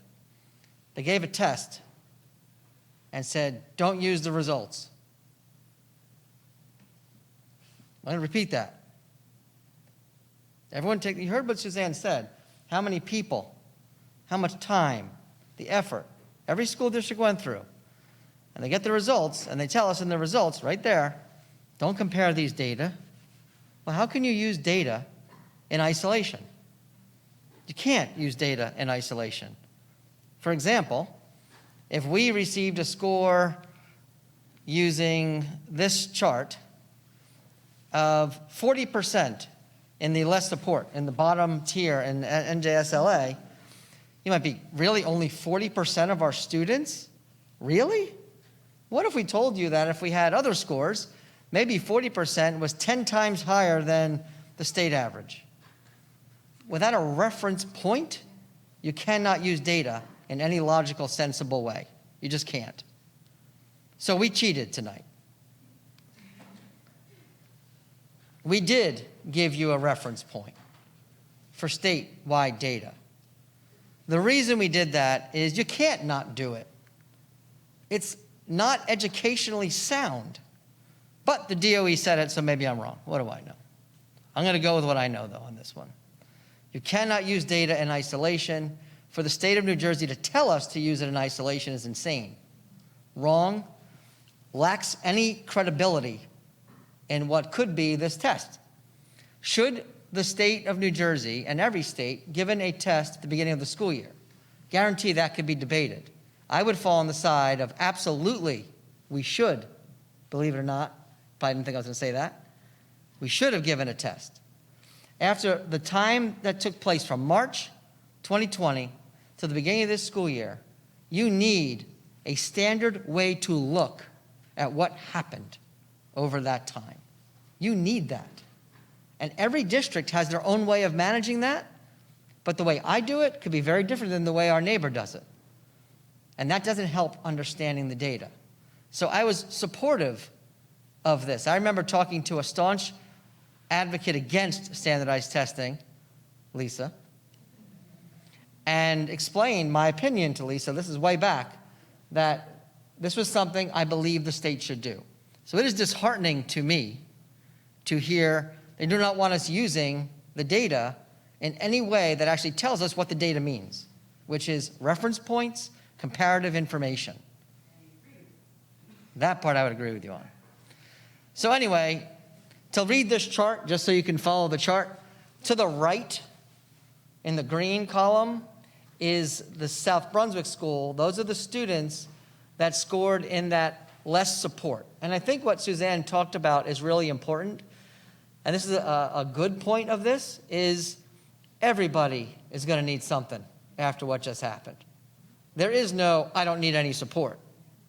From your brightest, best student, everybody had some impact from up to, 13 months of not stepping foot into school. And in our district, you all know, that was about 80% of the high school who had not stepped foot into school for a full school year plus 3 months. That was about 65% of the middle school. Is that about right, Sean? About 65%, and ranging from 80% to about 55% of the elementary school, depending on the school. They did not step foot in a school for the entire year of 2021 and the last 3 months of 1920. With that said, yes, the variables are real, and I totally agree. The variables have an absolute impact to the way results happened. My former district, it was the reverse. There was 80% of the kids were in school, learning in person, not at home. That was a choice that parents had at the time. So while we look at the results, and I'm not really sure what to do with the results. In fact, one of the things we want to make sure you understand is the supervisors, the staff, the teachers, the principals, Jen's team, Suzanne's team, they're going to be spending time on these results and try to pull every bit of value out of them so that teachers know what we need to do. So there's the value. While they could have had more value, we'll go with what the value we can. We have to basically suck the life out of these tests to make them the most valuable they can be so we know how to educate our kids. So what we did is we cheated. We gave you a reference point. I want to focus on the columns to the right, the first two columns to the right. The green represents the students that would have scored in the highest margin of how they scored the test. Whatever you want to say, there's three tiers. The green column is the highest tier. To the right is the reference point we thought you needed to understand the scores, at least a little bit. The reference to the right is the average. So if we look at the top right, grade 4 state average, 36.7% of state fourth graders also scored in that top tier. We're at 49%. What does that mean? I don't know. It means 49 is higher than 36.7. That part I know. After that, we don't know yet. We're still going to look. But if you go down, and listen, we're looking at scores, we're higher than the state. That's not impressive. I'm going to be honest with you. I'm not impressed if we're higher than the state. If we were not higher than the state, I would be very unimpressed, though. We're always higher than the state average when it comes to our global scores. In fact, I've never seen a time when we weren't above state average. So that's not like, oh, wow, we beat the state average. But maybe this is like incredible scores. Maybe these green scores are absolutely bizarrely phenomenal, and there's no district in the state that even came close to us. Now, that would be impressive. But I don't know that. Only way I can know that is if I want to call each district and have them give us their scores. And then, I'm going to bring Smith into this one, charge Smitha with figuring that all out. You in? Yeah, she's it. She's good. So you have to understand, data is data. I could make this data spit on its head if we wanted to make you impressed, or I can give you other data that would show you shouldn't be that impressed. That's the nature of data. I'm not looking to do that at all. I'm not trying to impress you or not impress you. I want you to understand, we gave a test we should have given, my opinion. That's not a fact. We need to learn where our kids were, what happened over that time, and what we need to do. This alone is not going to do that. You heard Suzanne say something very important. Before we gave this test, what did we do? We gave local tests. We still need our own information because that tells us where were kids last year when this test was given to the last year's grade kids versus how this grade scored. That's important data. That's a metric we can follow, right? And if we were allowed to look and see like districts, I don't really want to know how some district, I want to know what district would look like us did. That's important data, but we don't have that, and they've discouraged us from even trying to get it, right? Anyway, if you look all the way to the left, those are the students they put in the tier that says those kids need a lot of support. Those numbers are low in language arts, in my opinion. I think it's probably higher than that for real. I think we have kids that need constant support on a good day, let alone after 13 months of not being in school in the physical sense. They all had school. We never stopped doing school. And again, these scores might be amazing, and it wouldn't shock me if they were, because I know how amazing our staff is and the incredible work they did the whole time, and they're still doing. So do I believe our scores are probably really strong? Yes, I do. Do I know that? I don't. So I'm being honest with you. But it would shock me if they weren't. Supervisors, you agree? Right? Just you can say it out loud. Yes. Yes, there's Teresa. And that's the reality of the scores. So we're going to go through, I'm going to show you 4 pages of scores and then turn it back over to Suzanne. And I can tell you, I'd love to take credit for doing all this great work, but you all know, if you all know me well enough, you know this is all Suzanne. Suzanne is the guru behind all this. She's combed through the data. She puts this together. All I usually do is cause her aggravation, to be honest. She presents it to me, that I have about 300 questions. She goes back, she fixes it, she brings it back to me. I have 300 different questions. It's a lot of torment, and I apologize, publicly. We're a good team. We enjoy this work. We call this our green light work, when we can sit in a room and just do data talk. That's actually fun for us, because I'm not sure which one of us is more of a geek. I'm going to say I'm probably more, no, you might be more of a geek. I don't know, it's a tight call. There you go, there's your language arts data, and that's important to look at. This, however, is disaggregated data for language arts. And again, interesting data, I guess. The district average is 60%. This follows suit with what we normally see. I will say that our African-American population in this particular score scored, I don't know if it's good, bad, or indifferent, but when we do comparative studies, we usually see the Asian group up here scoring, then you'll see a drop and white scores, and then Black and Hispanic scores. And I'd say that we're seeing a better closing of the gap than we normally see here. As far as students with disabilities and ELL learners, I'm not sure these tests are the most valid tests, to be honest with you, for anybody. You're giving a student that doesn't speak language an online test and asking that. I don't know quite the value of that. Remember, they took the same exact test as an English-speaking student. So depending on their level of language, I mean, it's kind of tough to figure out. So what we would need to do to that is disaggregate that data for ELL kids. And you take that apart and you look at the year, how many years have they been here? And then you start to see what that really looks like. And that will be part of our equity work that we've talked about, and how we kind of use this data to see what we're doing as far as subgroups go. As far as economically disadvantaged students, 34%. Again, I'm not sure. Good, bad, or indifferent, I don't know. But we'd love those scores to be higher, I guess. But really, we're not looking for accolades. We're looking to see what we need to do for our kids. This is an assessment that really is about what do we need to do for our kids. So that's how we're going to use the scores. Mathematics. Again, are the scores good or bad? According to the state, I mean, we crushed the state in almost every category except for 8th grade. And you might look at 8th grade and go, wow, are you saying only 9% of our 8th graders scored at the top? That makes no sense for South Brunswick. It makes perfect sense for South Brunswick. In fact, it's the one area that I'm very glad that we did not beat the state. You're all looking at me like I have 3 heads. It's okay. I'll explain.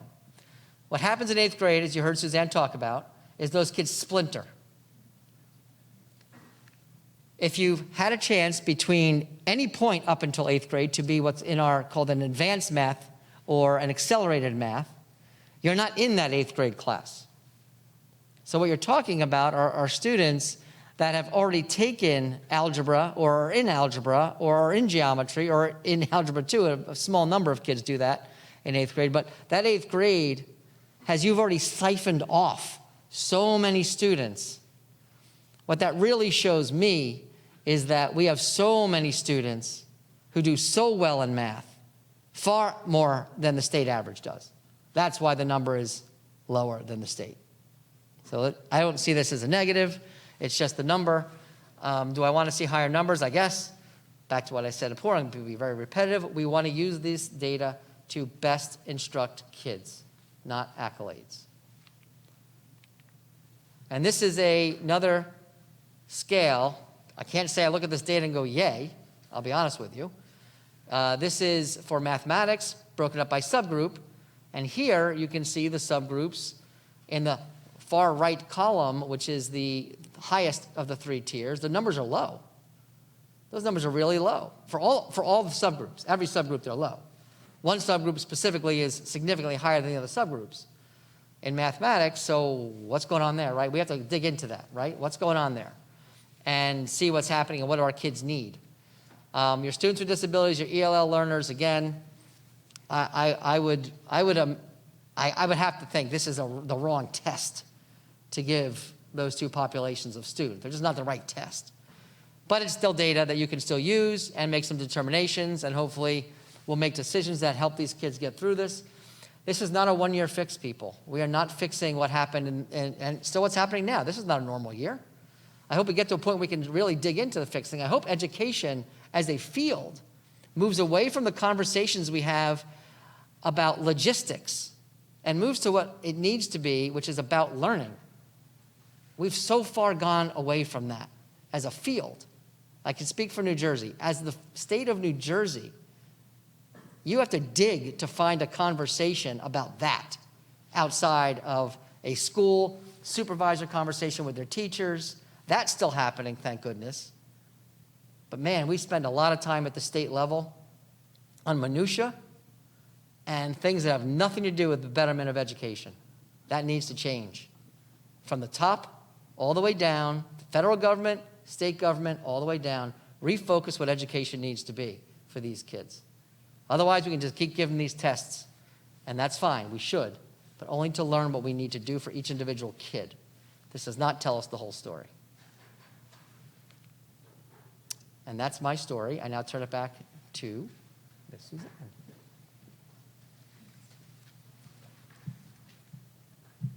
So we wanted to just show you the overall science performance. That's what I referenced earlier with the physical and the earth and space science.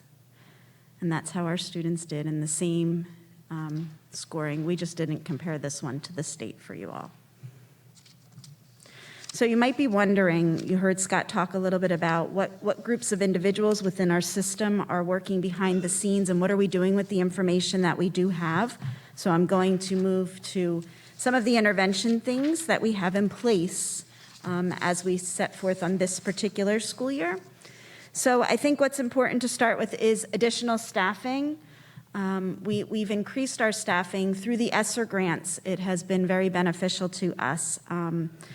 One of the things that we did in rolling out the information as we sat with the data as it was coming in is we had our interventionists, specifically at the elementary and the middle school, go into the database, and we were able to look at individual students. We were actually able, this is something that was different compared to years past.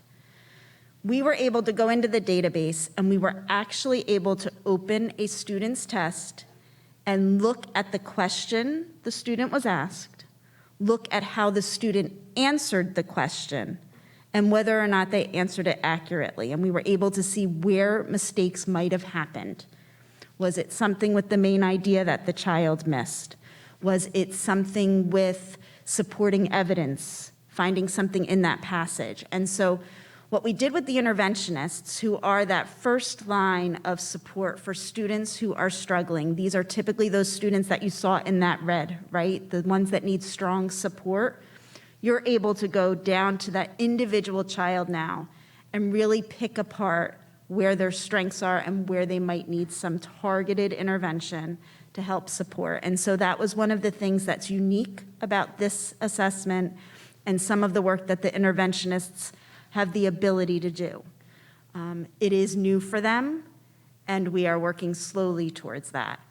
And then in addition, the coaching at the elementary and middle schools is working with all of our classroom teachers to help with the curriculum implementation and how you might support all learners at their various needs this year. And then you've heard us talk before about the social emotional learning and things that as a district we are bringing forward. One of them being a screener that we're still working through the implementation and the training and the logistics, but we have that at our disposal. And supporting our staff. There's been many opportunities when we have PD days where you've seen this woven in to taking care of themselves as adults, but then also how do we support and take care of our students. I had the privilege of working with Dr. Disler and our content supervisors. When the results first came in, we got to take a look at the information, and there are other reports that are available that make more sense for their job description, where they're able to look at trends. Where are our students doing well? They were able to actually look at a particular question that was asked and see how the majority of students answered it. And what they were looking for there is if a large percentage got it wrong, let's look at that. What happened with our pacing? Maybe what's going on with our instruction? What do we need to be doing? And I would say one of the things we did back in the spring of 2020 as a supervisor team is we looked at our curriculum standards that maybe were impacted in the delivery of instruction because we had to change our model, right? We had to go from being in person to home, and we had to adjust. And we put those standards forward to be revisited and retouched during the year that we just had, the 2020-2021 school year. And likewise, we're continuing to do that work. Where are some of those gaps? Where are some of those places that we may have missed that we want to make sure our students have a stronger foundation? And so that work is happening throughout the system in those core content areas. The other group that we met with were the principals.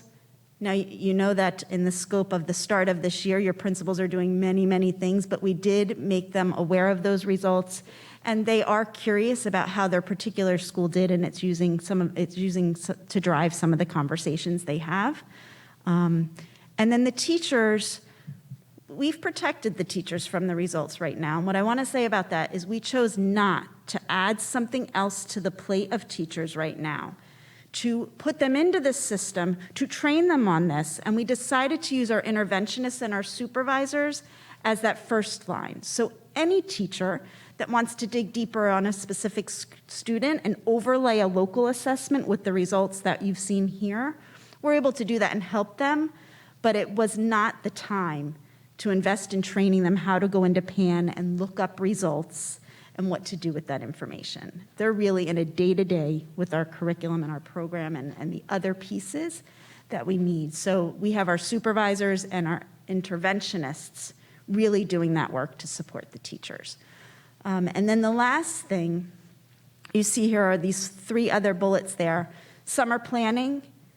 I feel like we never stop summer planning, but we're using this information as one of those other layers of what could we be doing for students in the summer.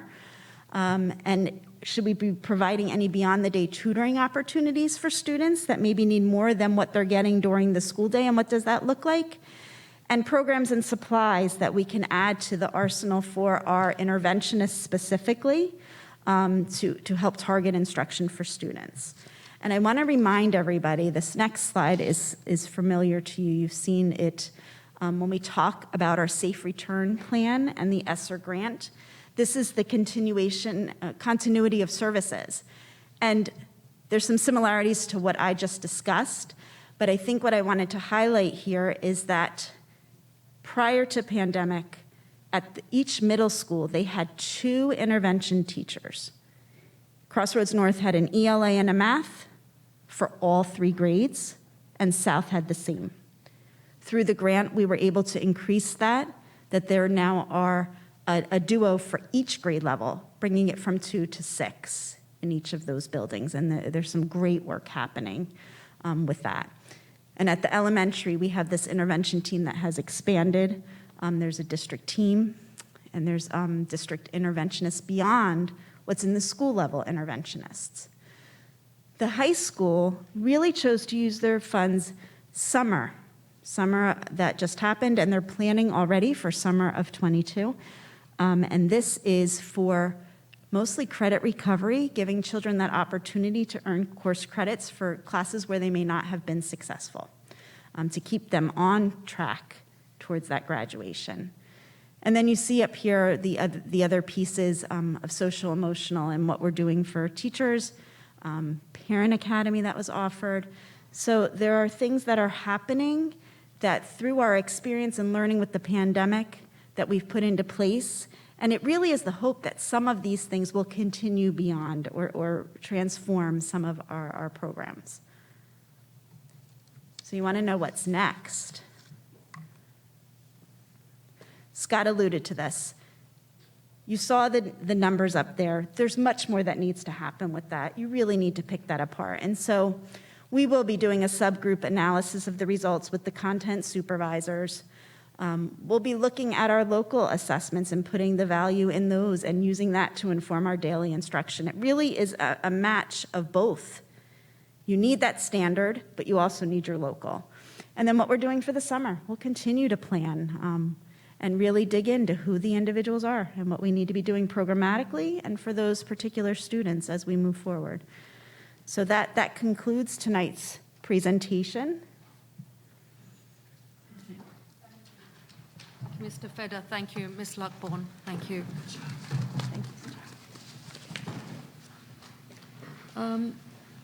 Any questions? Yeah. To my left, Mr. Nathanson. Yeah, Suzanne, you want to go back to the podium? So we do have some questions. So it looks like this was a one-shot test, or is this happening again this year? Well, or next year? You never know with the state.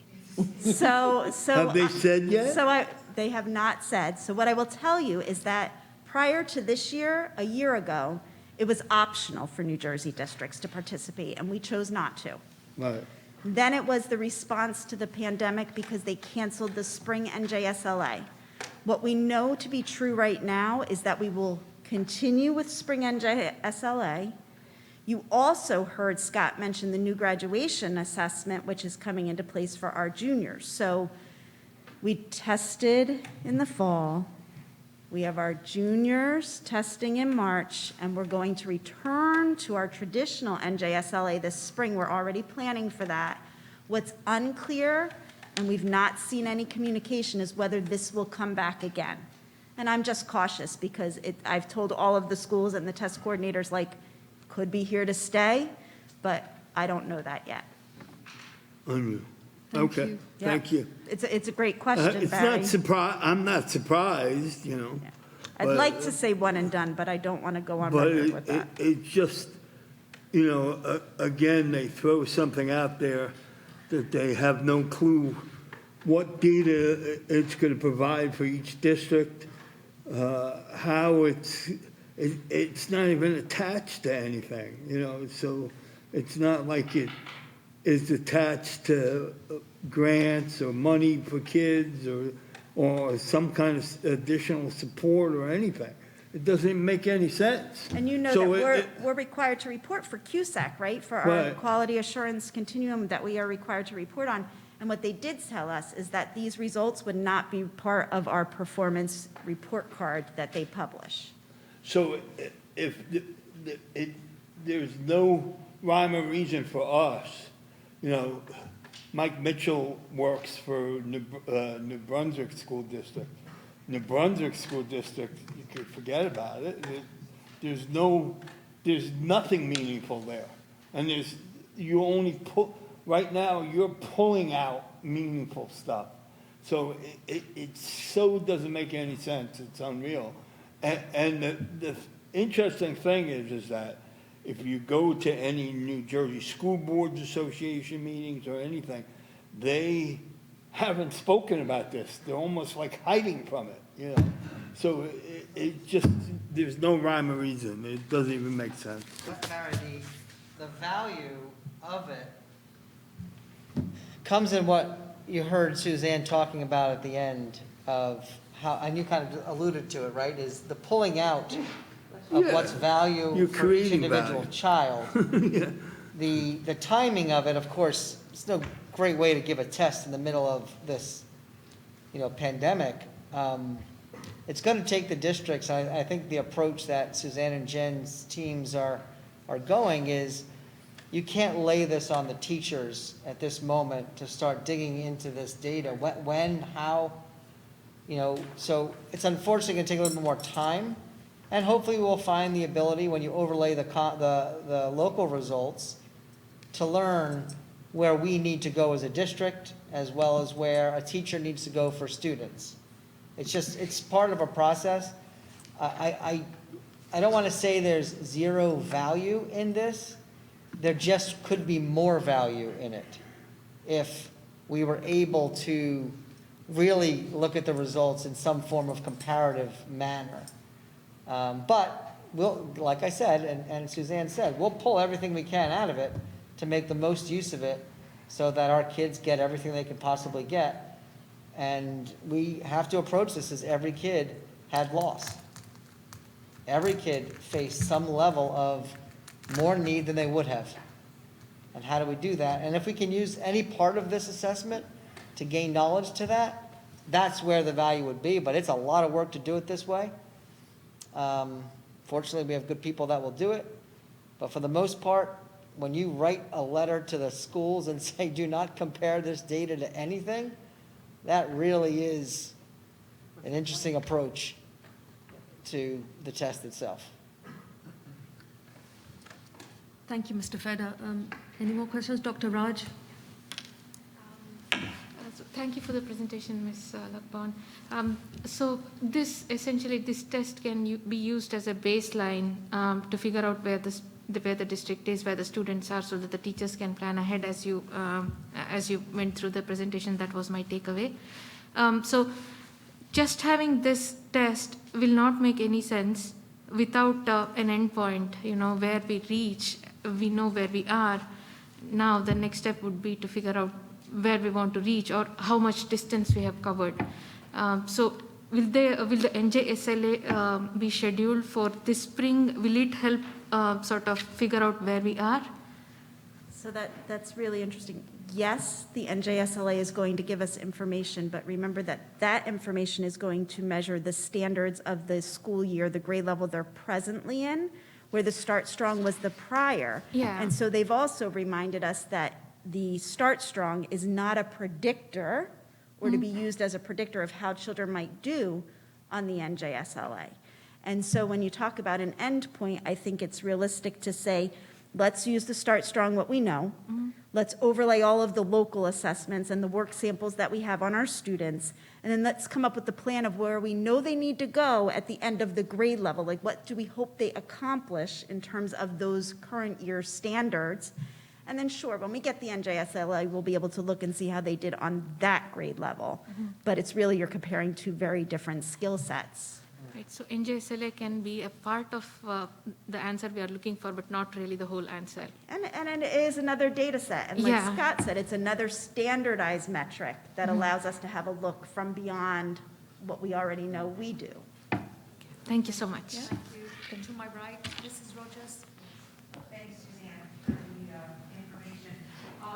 I noticed that you didn't provide a school breakdown, and it may be too soon, and I understand why, but just from your initial analysis, did you notice a large disparity from elementary to elementary, or were they pretty much in line with what we just saw with the numbers?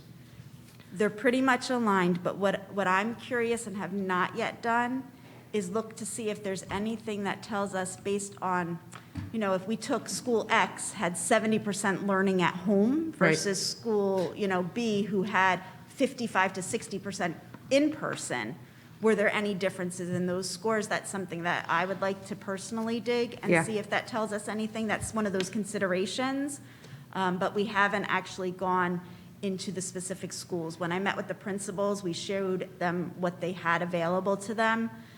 But again, it's all about the timing. Right. But yes, it does exist. Yeah. We can look at school breakdown. And we can look at school breakdown for the demographics, the subgroups that you saw.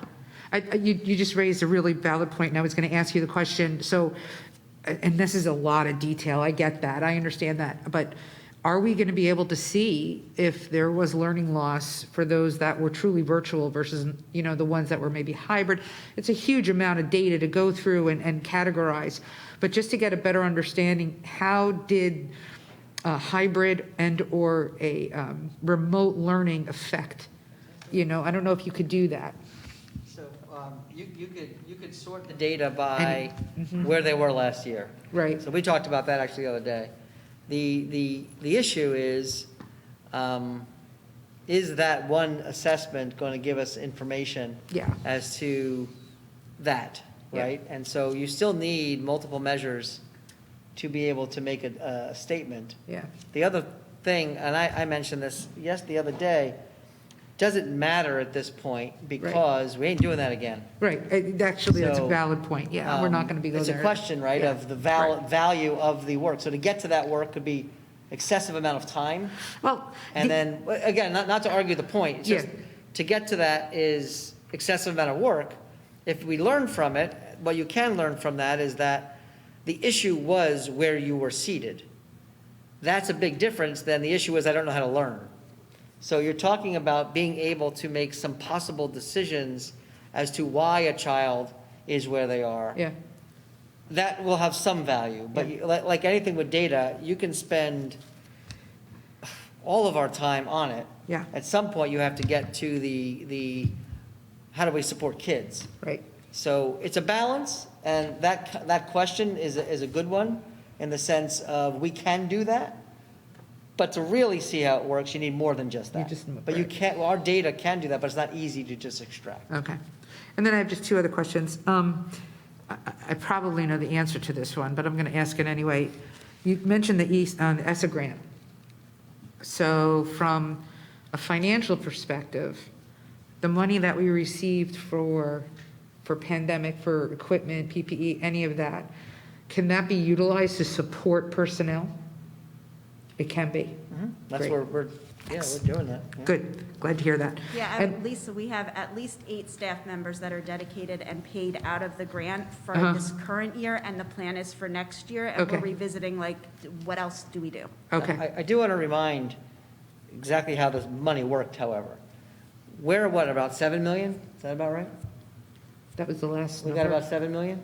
7.2, wasn't it? All right, so we're, as I've said before, I'm just use Newark as the most extreme example. We represent, we're 25% of the size of Newark. They have 4 times as many kids as us. Right. They're looking at over 300 million in money. So equivalently, they'd be looking at 28 million. Right. They got 10 times more than that. Now, are their needs different? Without question, I'm not going to try and defend that. But I can tell you, I don't think there's a district in the country right now that could hire $300 million worth of staff right now. Yeah. I don't care what staff you're looking for. You're not hiring $300 million worth of staff. We can't find. That's a good point. Yeah. So this concept of all of this money, I would never put stock in that money is the answer. Yeah. Money will help, and money can be part of a solution. But if they gave us more money, how many positions do we never fill too, right? So we have 2 positions we still can't fill.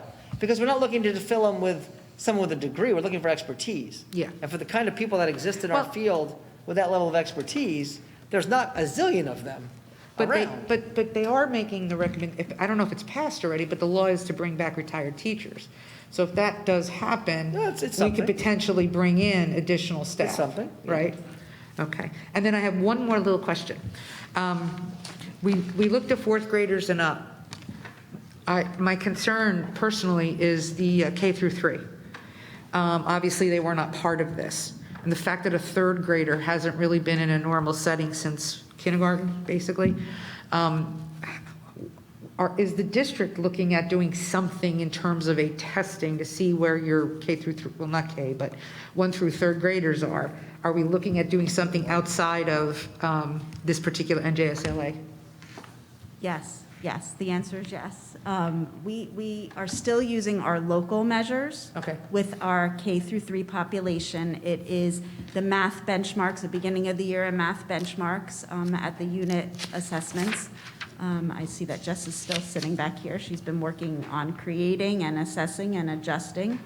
And then our portfolio, where we're looking at running records, writing samples, word study, those pieces are all still being done. And I think what might be important to note is that that information is collected centrally, that district intervention teams, some of them funded through the grant of interventionists, look at that data periodically throughout the school year. So we're approaching our 2nd review of district data that's coming in, and we look at all students.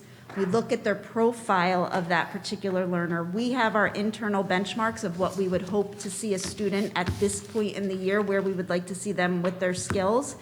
And what we did do for this year is we made an adjustment to that. We actually lowered it a little bit, knowing that there was learning loss, so that we could scoop up more children for some of those interventions or targeted programs. So we're using local. Great. We do not have a marketed or standard outside. But I would speak to Exact Path, I guess, Jen. That would be another one. Exact Path is kind of outside of South Brunswick. Yeah. We use that in reading and mathematics with our students. Great. At all levels. Thank you so much. Yep. Mrs. Karthik?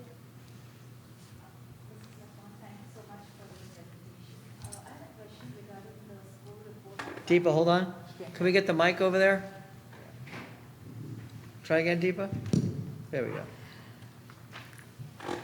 I see that you're sending the school reports for families. I wanted to ask you a question regarding what opportunities are you affording the families who are receiving these school reports and have a concern about how their child has performed on this particular assessment?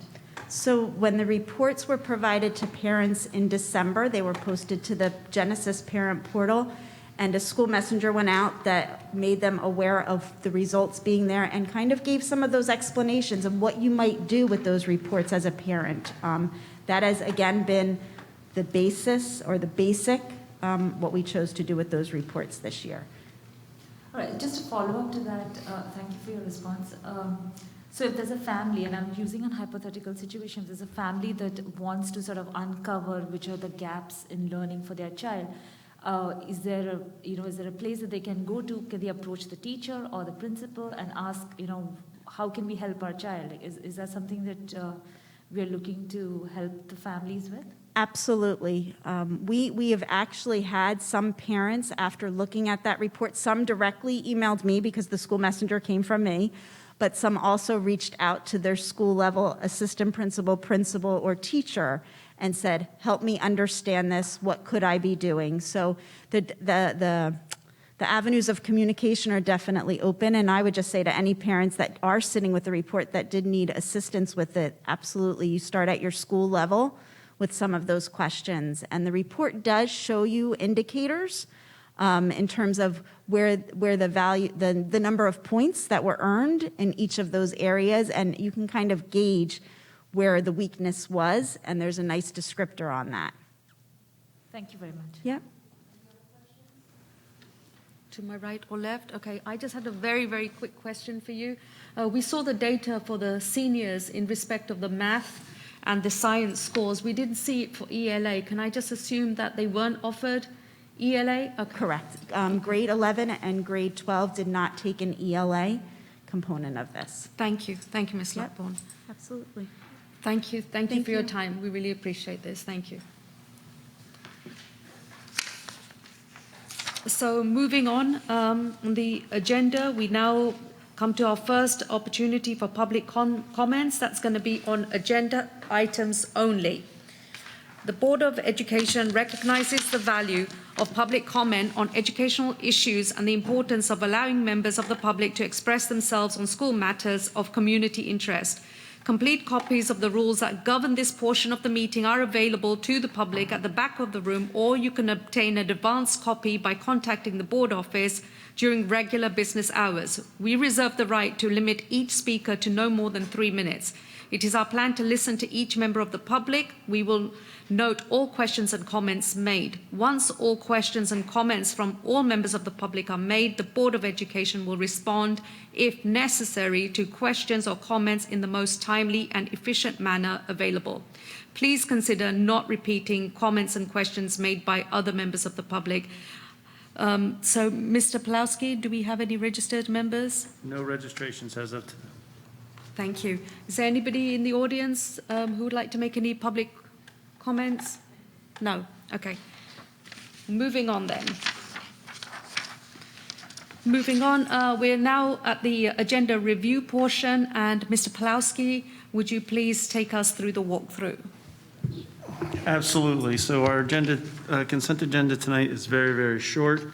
I gave everybody a pretty concise update, the superintendent's update. At this time, if there are any questions on the agenda, I will take them, but looking at this, they are all pretty standard. We have harassment, intimidation, the bullying reports, we have travel, we have a sidebar, and some professional services that are increased. It's a pretty straightforward consent agenda. If anybody has any questions to the right, any questions to the left? Go ahead, Smitha. Item number 1.10. Could you please elaborate on it a bit? It is the middle of the school year, and there is, there is a need to increase the not to exceed limit.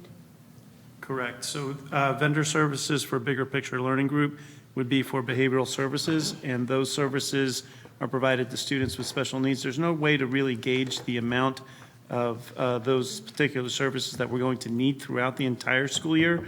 We typically provide an amount in the beginning of the year, but anytime we exceed that amount, we project for the rest of the school year and then make an assumption and include.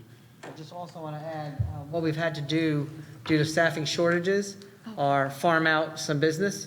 So sometimes we would have hired a staff member in certain places that would have shown up in a different line in the budget. These lines are for outsourced. And so what happens is, because we don't have a staff member, we have to go out and get a service, a company, to provide the staff. And that's why that money has to be moved from the staff line to this line. But also note that it's not that we intend to use all of those funds. It's just an amount that we cannot exceed based on the board's recommendation. You might have seen we did that with nurses. Yeah. We try to hire nurses, but when we can't, we have to go to a service. Yeah. So we had to up that, if you remember, a few months ago. Yeah. We upped that like a lot, because a lot of our new hires are from a service. Yeah. Any other questions? No. So none. Thank you, Mr. Lasky. And moving on to old business. In the old business section, we actually have a tabled item from previous meetings, which is in reference to board comments. It was decided that we would reserve this to be discussed as the board retreat, unless there's any other comments to this or any other discussion that needs to be made. Table that to the board retreat. Thank you. Need a second. Thank you. Need a second? Mrs. Rogers. I Okay, second. we don't need that. Oh, do you need a second? You only need a motion to take it off the table. Thank you, Mr. Pulaski. Okay, moving on to the next section of the old business, which is the board retreat. And I had sent out some tentative dates, and I was hoping that today we could just finalize availability. Yes, Mr. Keener. Yes, Ms. Smith, I have a couple questions with regards to the board retreat. Yes. I received an email from you that advised that the board retreat was canceled, and the statement in it said that we have decided to cancel the board retreat for the various reasons. Can I ask who we was? Yes, you can, Mr. Keener, and it was predominantly Mr. Mitchell and myself. I did reach out to Mr. Feder before I reached out to Mr. Mitchell as well, but it was predominantly us. So you and Mr. Mitchell made a decision on a board retreat that the entire board voted on 2 months prior. I kind of remind you, ma'am, that this is a board that acts together. No one else was contacted to be advised or questioned as to whether or not the retreat should be canceled. And I kind of find that a little suspicious, and I'm very upset about that. We should have been contacted. That is not for you and Mr. Mitchell to make a decision on. Can you explain why you did that? Mr. Keener, just to let you know that there were discussions and deliberations, and that was the decision that was made, and I appreciate your feedback on this matter. But there were discussions with whom? None of the other 7 board members were contacted. So and did Mr. Federer agree to it as well?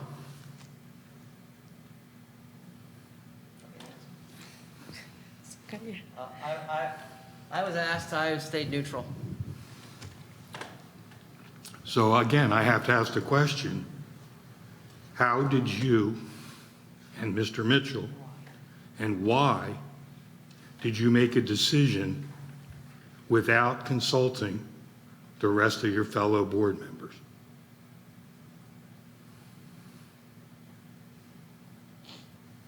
I say thank you, Mr. Keener, for your feedback. It's appreciated. It's written in the email as well. I just want to Ms. say thank you. Mather, that's not an answer. No, No, I need Mr. an Keener, answer we to have my replied. question.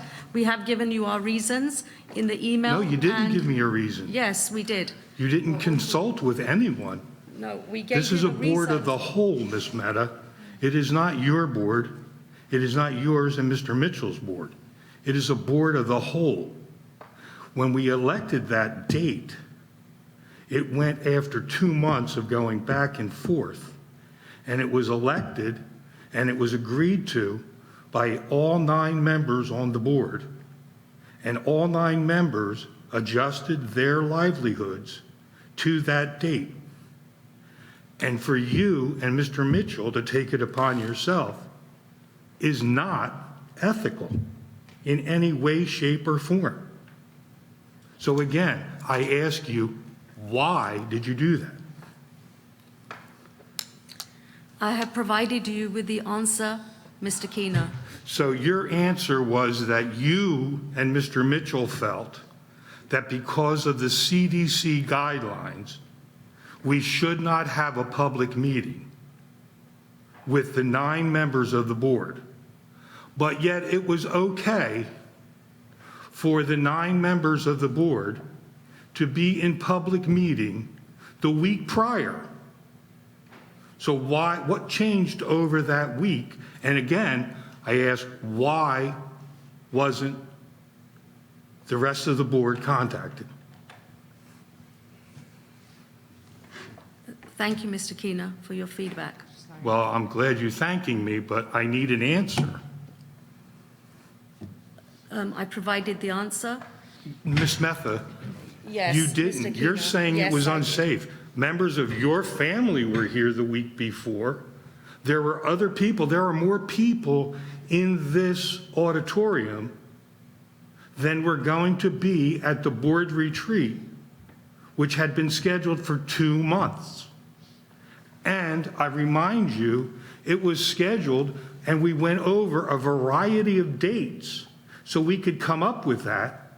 And again, members of the board adjusted their personal lives around this retreat.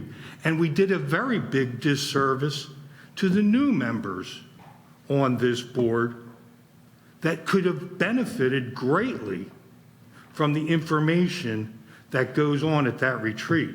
So again, I have to ask, why did you arbitrarily cancel the meeting?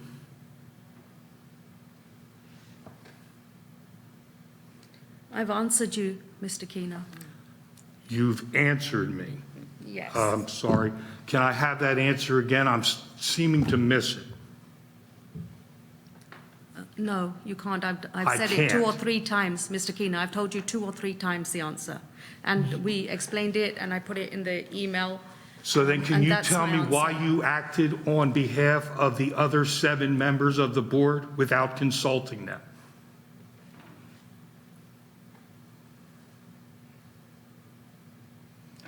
Mr. Keener, a decision had to be made. We made the decision based on the circumstances, and we made the decision. And So then can I ask you why you and Mr. Mitchell felt you could make a decision without consulting the other 7 members of the board? Mr. Keener, that's all I have to say on this subject. That's Thank all you have to say. Thank you for As your president of this board, Yes, Mr. you Keener. found that you are in charge and you could do whatever you want. No, Well, you that's all I did. have to say on the subject. That's all you'll say. So you can't give this board an answer. Or you won't give this board an answer. No comment, Mr. Keener. I would really like No to have an comment. answer as to why you reacted and acted for all 9 members of this board.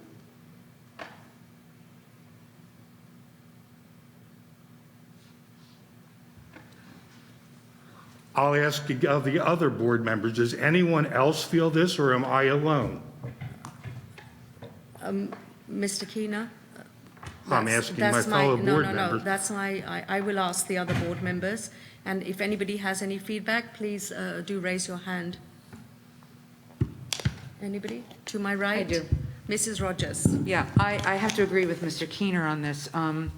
We elected to do the retreat back in, I believe, and correct me if I'm wrong, anybody, please, I think it was in September, August-September timeframe, that we chose to do the retreat in January.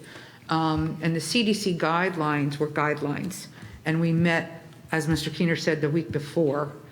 And I don't believe I heard anyone raise any concerns about the retreat, about the CDC guidelines.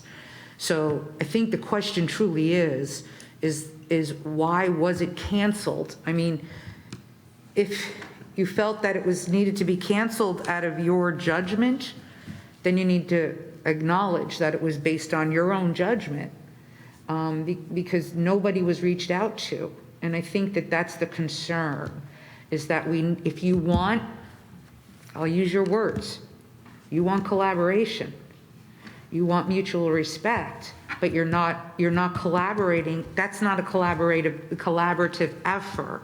I think that's what Ray is trying to say. And and I may be misspeaking for you, I apologize if I am, but it's important right now that we try to maintain some level of consistency, because we have so much to do. And I think Deepa, unfortunately, missed out on an opportunity to learn a great deal. So we need to understand, and I'm sorry I'm speaking as a we, I need to understand what the reason was. And, what maybe Mike can respond, what the reason was for the cancellation. And again, Mr. Fetter, did was there any agreement? I mean, since your name was invoked, did you recommend that it be?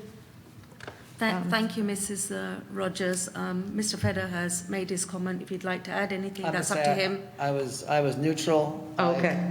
I told Joyce I would support the decision of the new president. I do not know all I can do is read the email. Joyce, do you want that? No, I have it. Okay. Can you read the email? It just talks about COVID positive test rates continue to climb. I'm sorry? COVID positive test rates continue to climb. Thank you, Mr. Fetter. That's what it says in the email.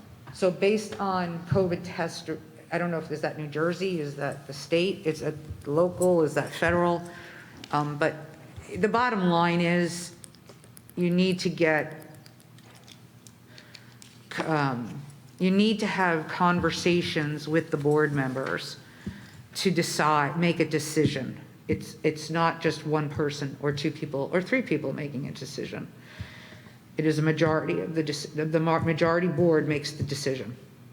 And we have to move forward with that understanding and commitment to do such things. Thank you, Mrs. Rogers. I appreciate your feedback, and I think that that's exactly what we're trying to do right now, is to move forward. As I say, it's not been cancelled. It was just temporarily. But you have to give him an answer. I hear you. You have to. I have to raise another question. On January the 7th at 1:23 p.m., you sent out a message, your heartfelt congratulations, and item number 2 on that was that you were reminding us all that the board retreat was going to be held on January the 13th, and that you were looking forward to meeting with us and going through all of that. And then less than 12 hours later, you sent an email, and I will read it for you. It was on January the 7th at 9:33 p.m. that after much deliberation and careful thought, it has been decided that we need to postpone our board retreat for now and schedule it at a later date. In addition, and the COVID positive, but you said we need to, and that is not true. You and Mr. Mitchell decided for all 9 board members That is not the way that this board functions. And an answer to say thank you for asking is not an answer. Thank you, Mr. Keener, for your feedback. So are you going to answer the question? Why you and I've Mr. answered Mitchell, it, Mr. why Keener. did you and Mr. Mitchell feel that you could act on behalf of all of the board? And we've read it out several times. Mr. Federer has read it out. You've read out the email. But you're not answering the question, Ms. Matta. Why did you and Mr. Mitchell make a decision for the entire board?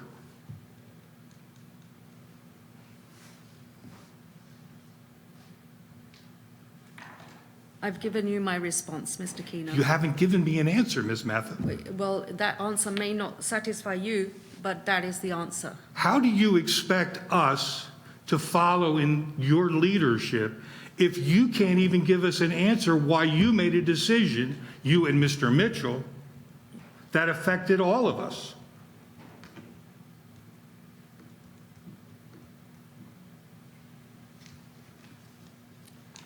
That was the decision, Mr. Keener. That was what? That was a decision that we had made.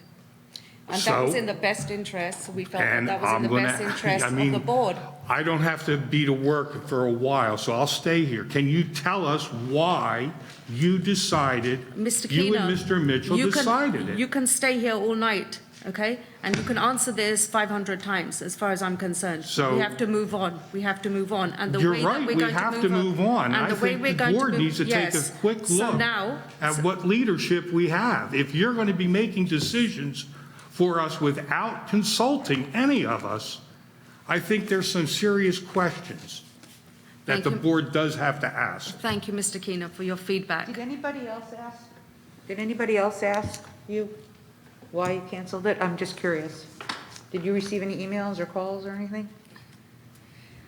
Mrs. Rogers, I would like to move forward with No, this. I have a direct question, though. I'm asking a question. So I'm not going to be discussing any conversations that I've had with any board I'm members not or asking you anything to else, discuss. or any emails or anything else.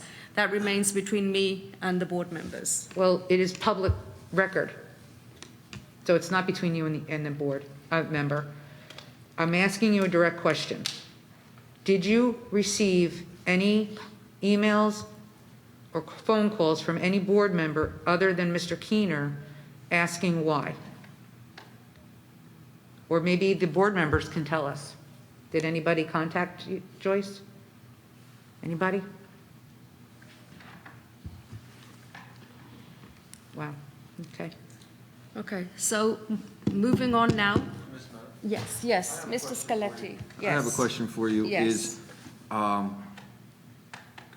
when we sat back in September, I believe it was September, when we went over our last board retreat. Board retreat was in August, I'm sorry. Thank you. We all sat down with our calendars and we looked over this, and we all have, besides this, we all have very, very busy lives.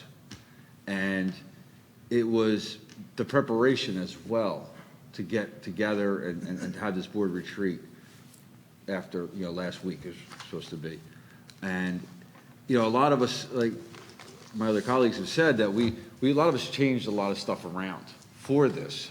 And when the email came out that we were excited about having this, I put stuff into my calendar personally with everything going on in my life. It was just unclear to me that we have 7 dates, I believe. I quickly looked at it today. I was working, and 7 dates to pick from.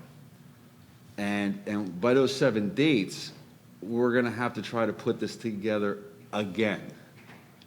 And instead of just having the retreat, was it a matter of not being prepared for the retreat? Was it not being, it was too quick right after everything with the elections and everything else? Was it too fast for that? Was that a reason why it was changed? Or was it more of, you know what, I'm not prepared for this right now. I just got into the presidency, and you know what, can we just hold off so I can put because this is your board retreat, since you are the president. It's not Mr. Fetters or Dr. Isler's or anything, it's your retreat putting this together. Was it just too fast? And that's where I just want to get to, was that things just happened too quickly. Thank you, Mr. Scaletti. I really do understand what you're saying and where you come from, and I understand the question that you're asking me. As I said, right, there were a number of factors that were deliberated, and I do understand that, this has caused some inconvenience with rescheduling this, and I totally take your point on that, and I appreciate you asking this question.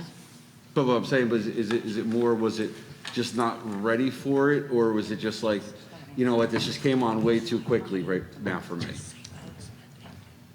So I guess I'm not getting an answer. I guess I'll phrase it differently. Mr. Mitchell, can you shed any light onto it as to why you acted with Ms. Mehta and decided to cancel without contacting any other board members? So, I'm sorry, I asked my question to Mr. Mitchell at this point. oh, okay, sorry. Mr. Mitchell, can you shed any light on it? Not any more than what Mrs. Mehta has shed it. We discussed it, but basically I'm just in a position to support, whatever. So you Mrs. two Mehta- agreed that we didn't need to contact any of the other board members? That was never even brought up. So you didn't advise Okay, so any? that means, But you decided it was okay for you and Ms. Mehta to make a decision for the entire board?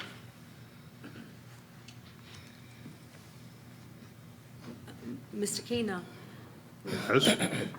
there was, like I said to Mr. Scaletti, and I will repeat, there was a deliberation, there were many factors. COVID, of course, was the prime factor, which we had explained in the email. We also explained in the email about giving ourselves more time to prepare, and it was just a postponement, right? And so Mr. Scaletti is correct. There were many issues, and we felt that it was in the best interest of the board just to give it a little bit of time in between for many reasons, and it was in the best interest of the board. So but then, I hear you, guess my Mr. my Scaletti next and question Mr. would Keener. be, so when we come up to item D on tonight's agenda, action items, Yes. and the consent agenda, that it's okay if none of the other board members vote, just you and Mr. Mitchell will approve it for all of us? that's, Thank you, Mr. Keener. I think we need to move on. Thank you so much. I think we do need Okay. to move on. So, moving on to the board retreat, as I said, there are seven tentative dates here. Mr. Pulowski, how should we ask the board members? Should we ask which ones they're available or which ones they're not available? Yes. What time did we receive that email today? Do you remember? I don't remember offhand, that's why I'm asking. Around noonish. Around noonish. It's not going to be fair to the board and to the rest of my colleagues and everybody else who's going to be for you putting this agenda together for our board retreat. I really hadn't a chance to look at this today and look at my dates because it was crazy today at work. If you kind of notice, I am wearing kind of my work clothes underneath this desk. So Thank you, Mr. I really Scaletti. didn't have a chance to look at my dates personally because it came out at noon today and working. Maybe it's something that Yeah, sure, Ms. Scaletti, so you can, have a chance, but we can proceed with the rest of the board members that received the mail, that were able to read it, and they can proceed. Can I make a recommendation? Go on, tell me. That's not going to work, because then we're going to go right back to it if none of the dates are available. I would like to recommend that we go into a Google form. You create a form online, you put the dates online, and who's ever available will put a little X on the dates that they're available, and we'll be able to see at that point what dates we have available. Forgive me, I can't remember the name of it. It's a Google form? I'll set that up. It's a doodle. Yeah. Doodle, that's it. Thank you. I couldn't remember it. Google Doodle. As your board secretary, I'll set that up for Thank you, everybody. Mr. Pulowski. Yeah. Thank And you. can we get an idea of when that will be sent out? I'll send it first thing in the morning. Thank you. Thank you, Mr. Pulowski, for your help. Moving on to school start times here on old business, Mr. Feder. Yeah, thank you. Thank you. Just give everybody an update on where we are. So we've met 3 times as a committee of about 35 to 40 people. As a reminder, the board committee includes Mr. Keener, It includes Ms. Mehta, Mr. Nathanson, Mr. Scaletti. Sit on this committee, and what we've been trying to get down to are the reasonable approaches to moving forward. We actually do have, we made a good movement, and we do have some things to talk about in exec tonight. So what I can talk about now is that we have begun setting up meetings. Jen and I are going to do our little road show. We're going to start with Brunswick, we're going to start with Brooks Crossing and Indian Fields. We have a meeting on Monday with the staff. Yes. And we'll be establishing parent meetings. We do need a few more things to occur. So hopefully tonight will be very helpful in our next movements. But ultimately, a reminder to the board and to anyone watching, we have to move the district to what's called triples. This is the crux of the entire piece. We have to do that, or we will not be able to provide transportation next year without cutting possibly millions of dollars out of the operating budget for students, as well as just the sheer ability to get enough people to do the work. So this movement to triples has an impact on the district start times of schools. There's no avoiding it.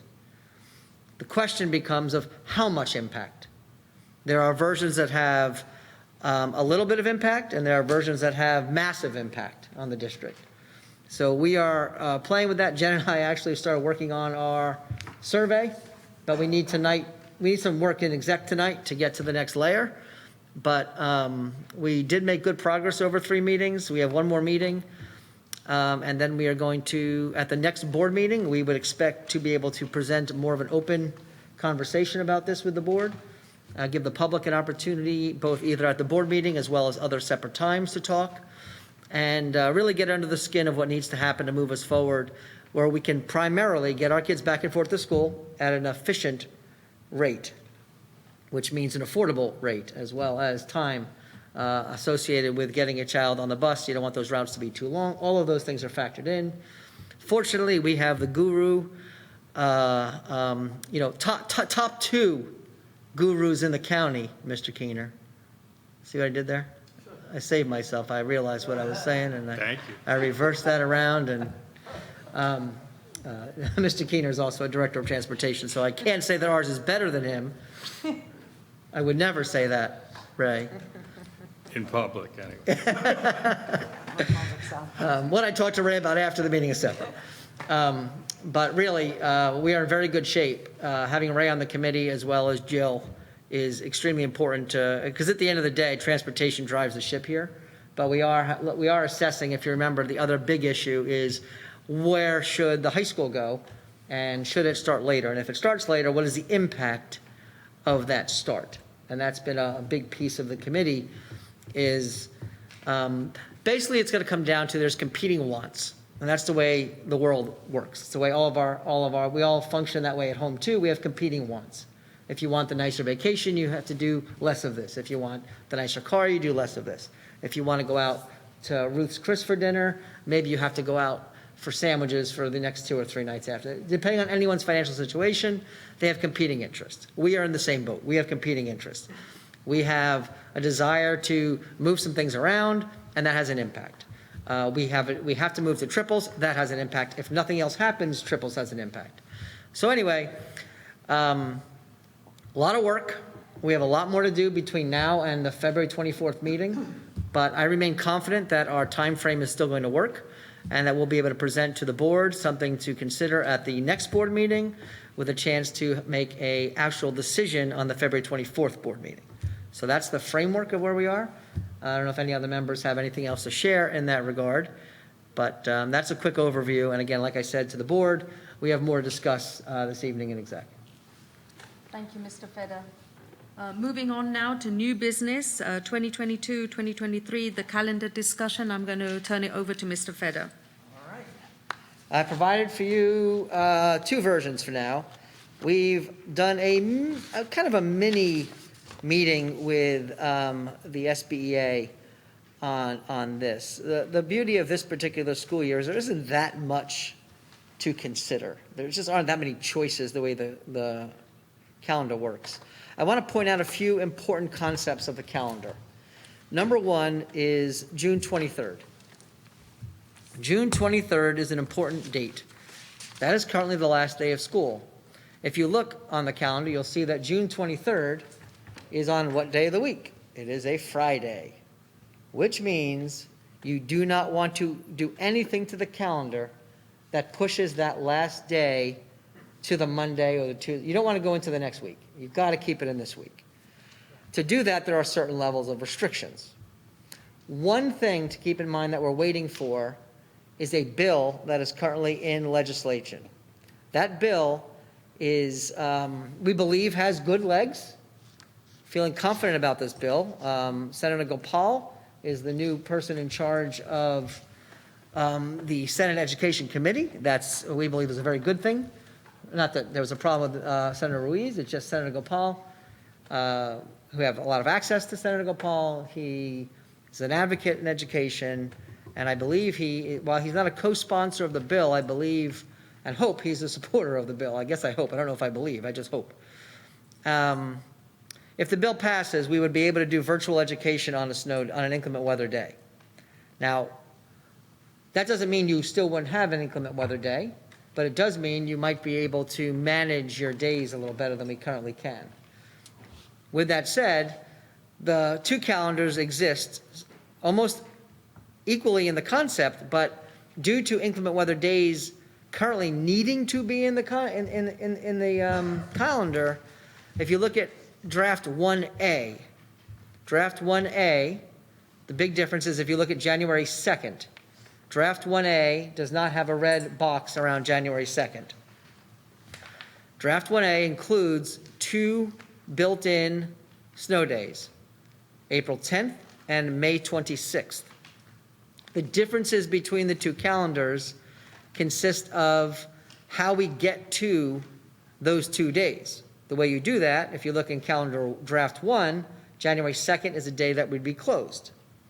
We're not mandated to be closed that day, but in in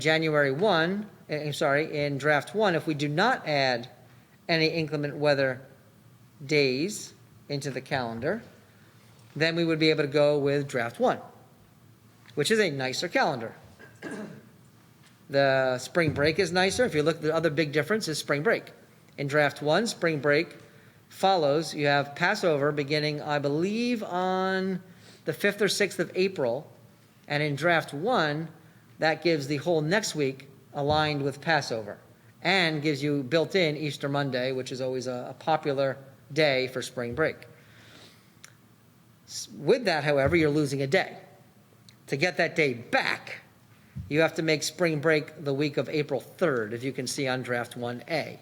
And that way, the 7th, which is Good Friday, is built into the week off. Again, not as desirable, but if we have to add in snow days, inclement weather days, you can't go with Draft 1 unless you're willing to go into the June 26th week. That would be by adding 2 snow days in. If you look at the calendar, if you added the 2 snow days anywhere, it pushes out the last day of school by 2 days. And that really would be a strong desire to not go into that week.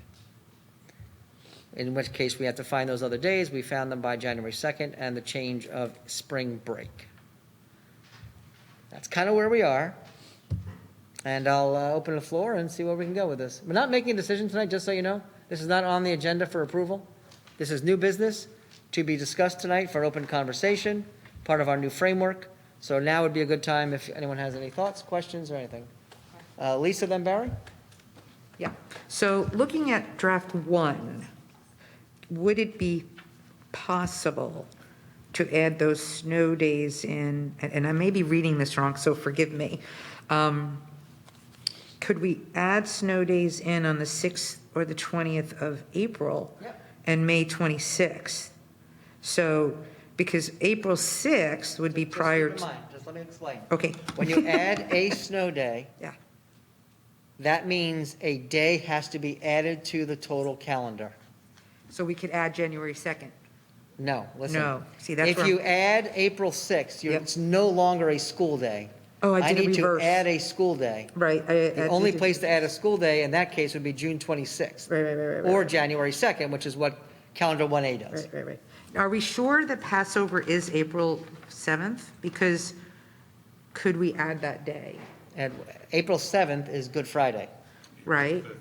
I can't, Oh, we have to have that day off? you want me to don't know. have school on Good Friday? I'm asking, is that a day that, we don't want to do that? Have I know. school on Well, Good Friday? I am Christian, so I'm speaking as a Christian. Okay, I would allow the board to make that decision. I don't know, I'm just throwing it out there, you know. I will not be making any recommendations that deals with the existing holiday calendar. Right, okay, all right, scratch it. That will have to come from somebody else. Okay, got it, never mind. Yeah, first of all, the evening of Passover is the 15th, Mr. President. Sorry, just 15th? yes. 15th is Passover. Well, it doesn't matter it doesn't matter the day. No, It's it doesn't just a matter, week. yeah. All right. And it's 8 days following that, so it's not. That's interesting. We had misinformation then, So, which is probably the text I just got. Hold on a moment. Can't take Good Friday away, yeah. That's this year, I'm being That's told, Barry. yes, this is next year, you're saying? That's right. Yeah, this is next year's. Oh, sorry. That was the correct Not this text year. I just got. We already have this year's calendar. Never mind. Yeah, this year, next year it's April 5th, not the 6th. Yeah, it's the 5th, you're right. Sorry. Okay. Boy, I almost had to yell at Murph, but she saved herself on the text. right there. Yeah, I forgot this was Yeah. 2000. Other thoughts? So it comes down to all depending on if that bill gets signed, is that basically? Well, I mean, we might not know that in time, and we don't know what the parameters of the bill will be. It's possible the bill will say you still need to, after the first 2 days, the bill might say, then you can implement it. It might say after 2 days in a row, then you can, we don't know. The reason there's two calendars is we're going to have to make a decision prior probably to the bill, but we can always come back and revise. We wanted to show you kind of what you're looking at here, and the only other iteration that we were coming up with is if you look at September, Yeah, and that would be to make the first day of school on the Yeah. 7th instead of the 6th. that's what I was thinking. And take that Friday of the 2nd and make it the Monday of the 6th, Yeah. so that staff has a longer Labor Day before Yeah. they come back to work. So what you're saying is since the number one draft is a lot better in certain circumstances, if we approve this, if the bill changes or whatever, we can amend after You can. after we know what the bill is. The things you don't want to mess with is the June 23rd date. And you don't want to start adopting a calendar and then moving spring break. The reason you don't Right. want to do that is people, once they see the calendar, get their tickets ready. Right. So the Yeah. things you have to have in place, we'll make sure are in place and solid, and then other things around it would have to fall. For example, January 2nd is a day you could remove, come back on the 2nd, that gives you 1 day built in. You have that 181st day, which we've used in the past, if needed, that would give you 2 days. But when you only have 2 days built in for inclement weather and there's no other provision, you start taking away from spring break. That's what Right. happens. Okay. And I don't know that I want to present a calendar that would almost guarantee having to eat into spring break. That's the challenge. Okay. So, like I said, there's never a perfect calendar. 1A has all the features it needs to have to be a viable calendar. So we're going to play a little bit more. Yeah. We just wanted to give this to you so you have in your, we'll probably come back at the first meeting or second meeting in February, Kim? We'll come back in February, we'll be looking for a decision. Thank you, Mr. Fedor. You're welcome. Moving on to action items now. Oh. Business if possible, or I'd like to make a motion, actually. I'd like to make a motion to talk about the board committees. That's on the agenda, Lisa. It is? Yeah? Where? Number 5, right after consent agenda. That's board committee reports. Oh, sorry. That's okay. Never mind. No, that's okay. So I'd like to make a motion to discuss the board committee and liaison assignments.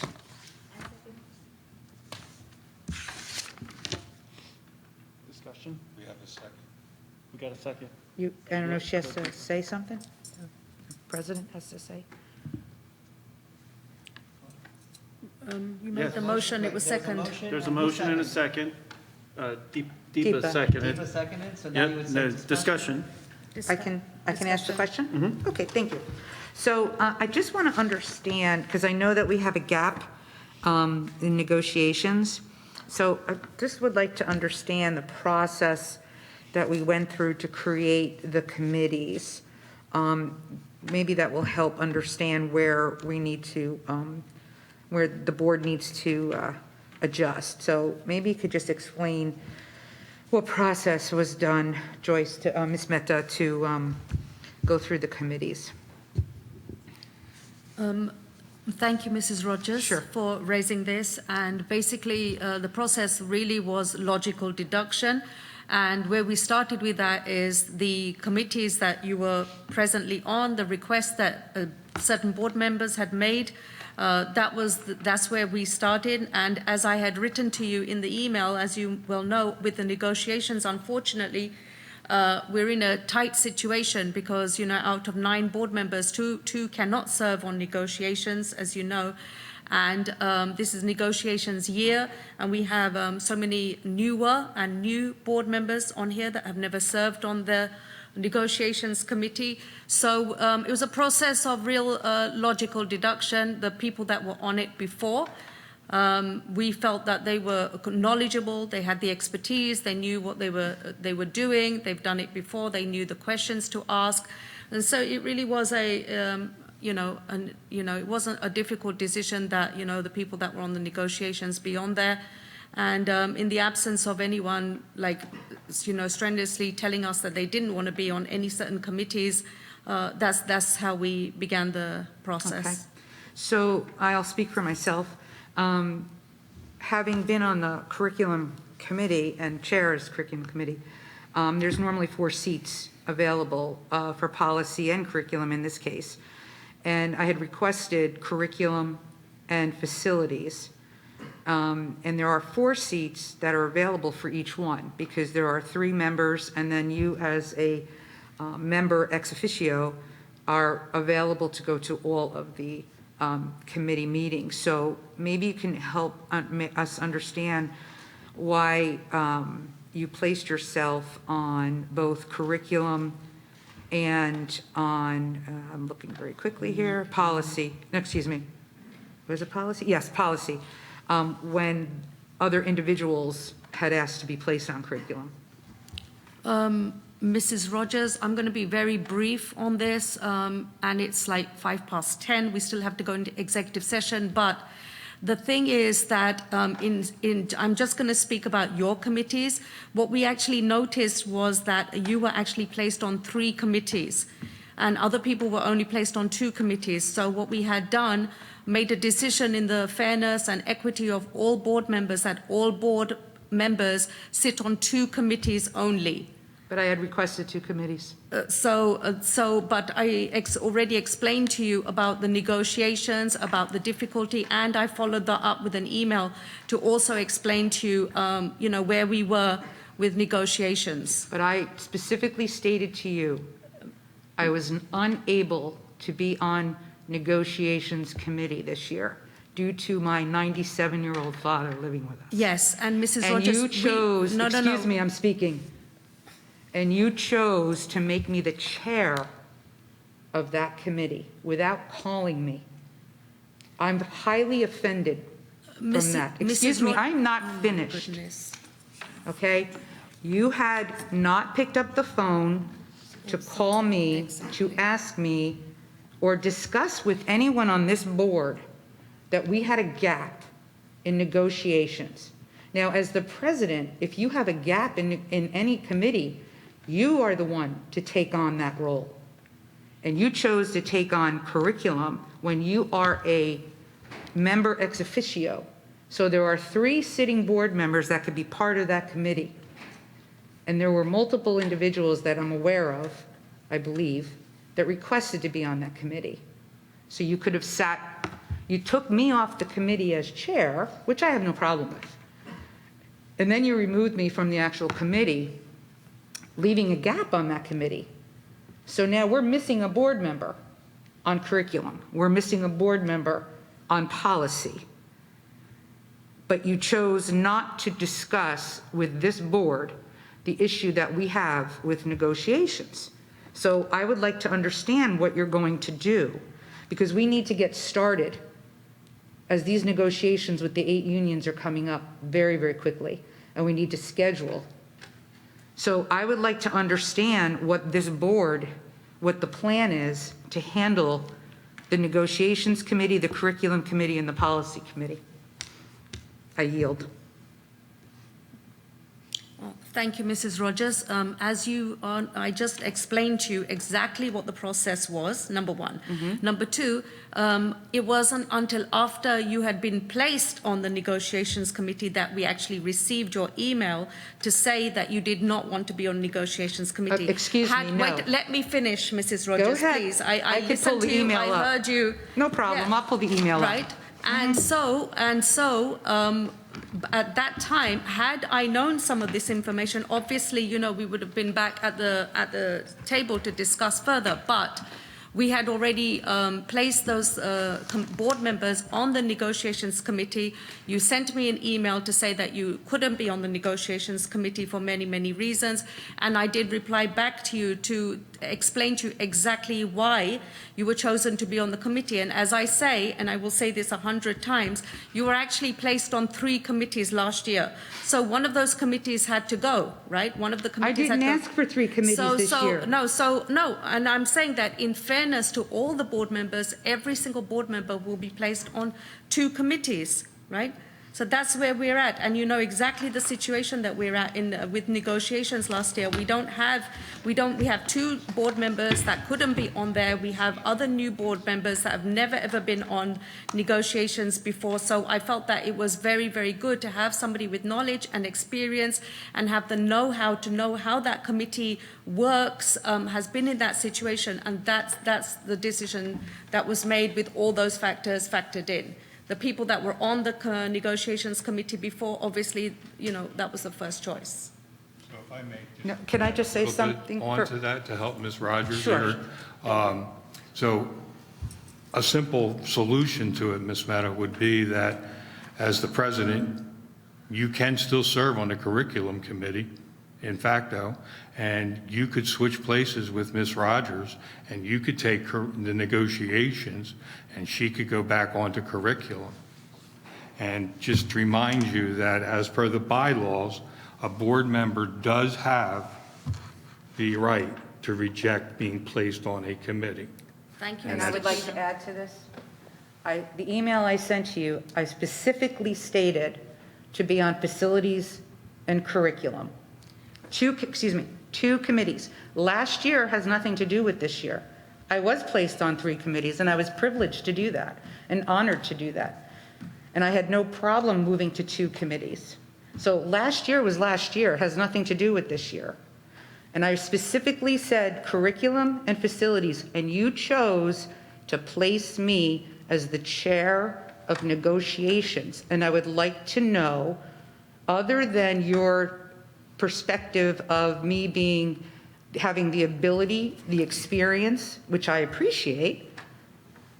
And then I sent you the note back saying, I can't do negotiations. And I specifically requested facilities and curriculum.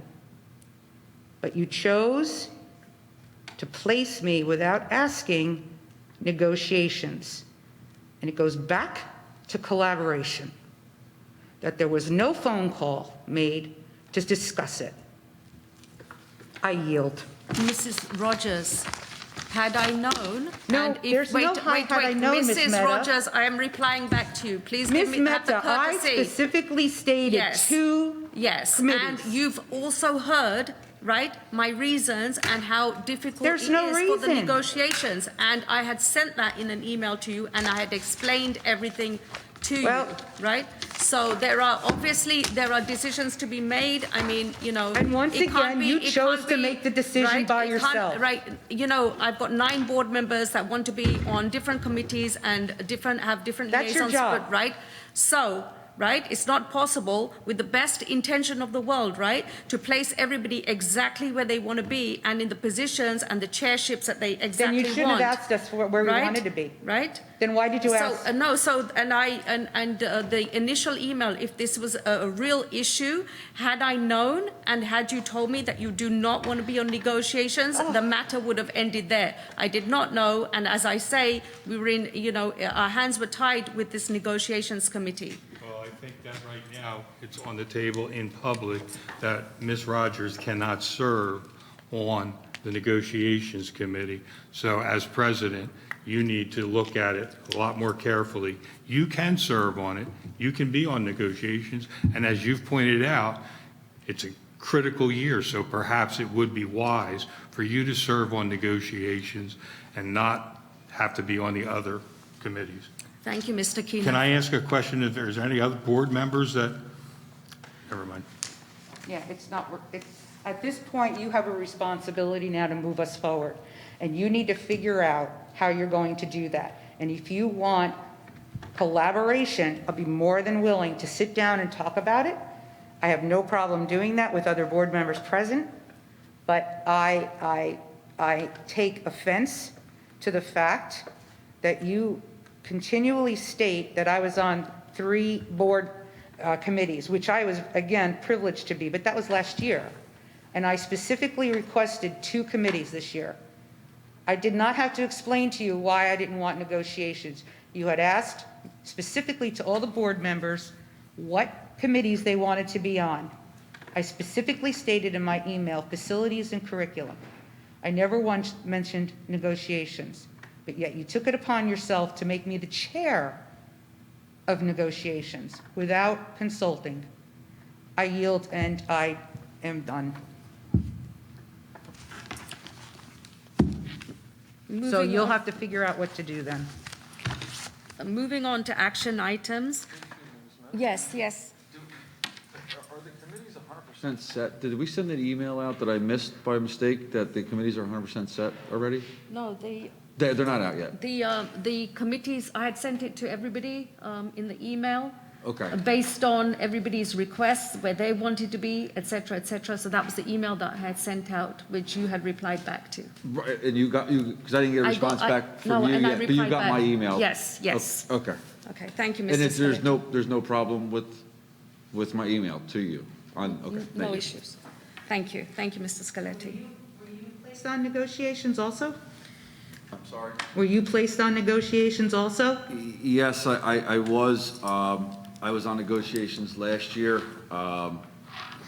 Thoroughly enjoyed it. But my thing is I'm not going to be able to do negotiations this year due to my job.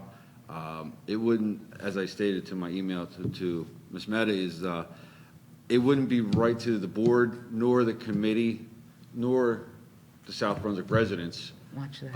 With the amount of time that it takes to be on negotiations. It's not like facilities we meet once a month, this is probably 2 to 3 times a week with all 8 units for at least 6 months, maybe even longer. You hope to get it done in 6 months. So for myself, it would just be too much of a time restraint, and I wouldn't be able to do it due diligence. That's why. So you accepted Mr. Scaletti's reason? Yes?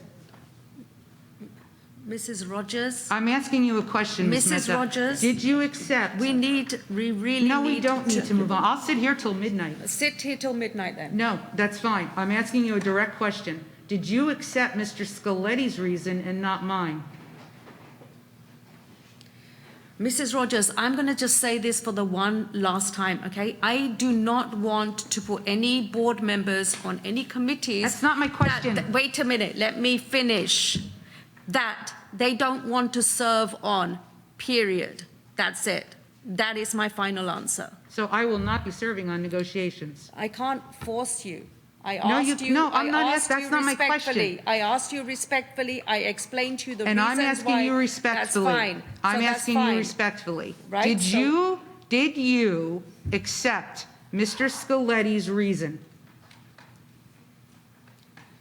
Mrs. Rogers. I'm asking a question. Mrs. Rogers, everybody's reason, if they do not want to serve on a committee, right?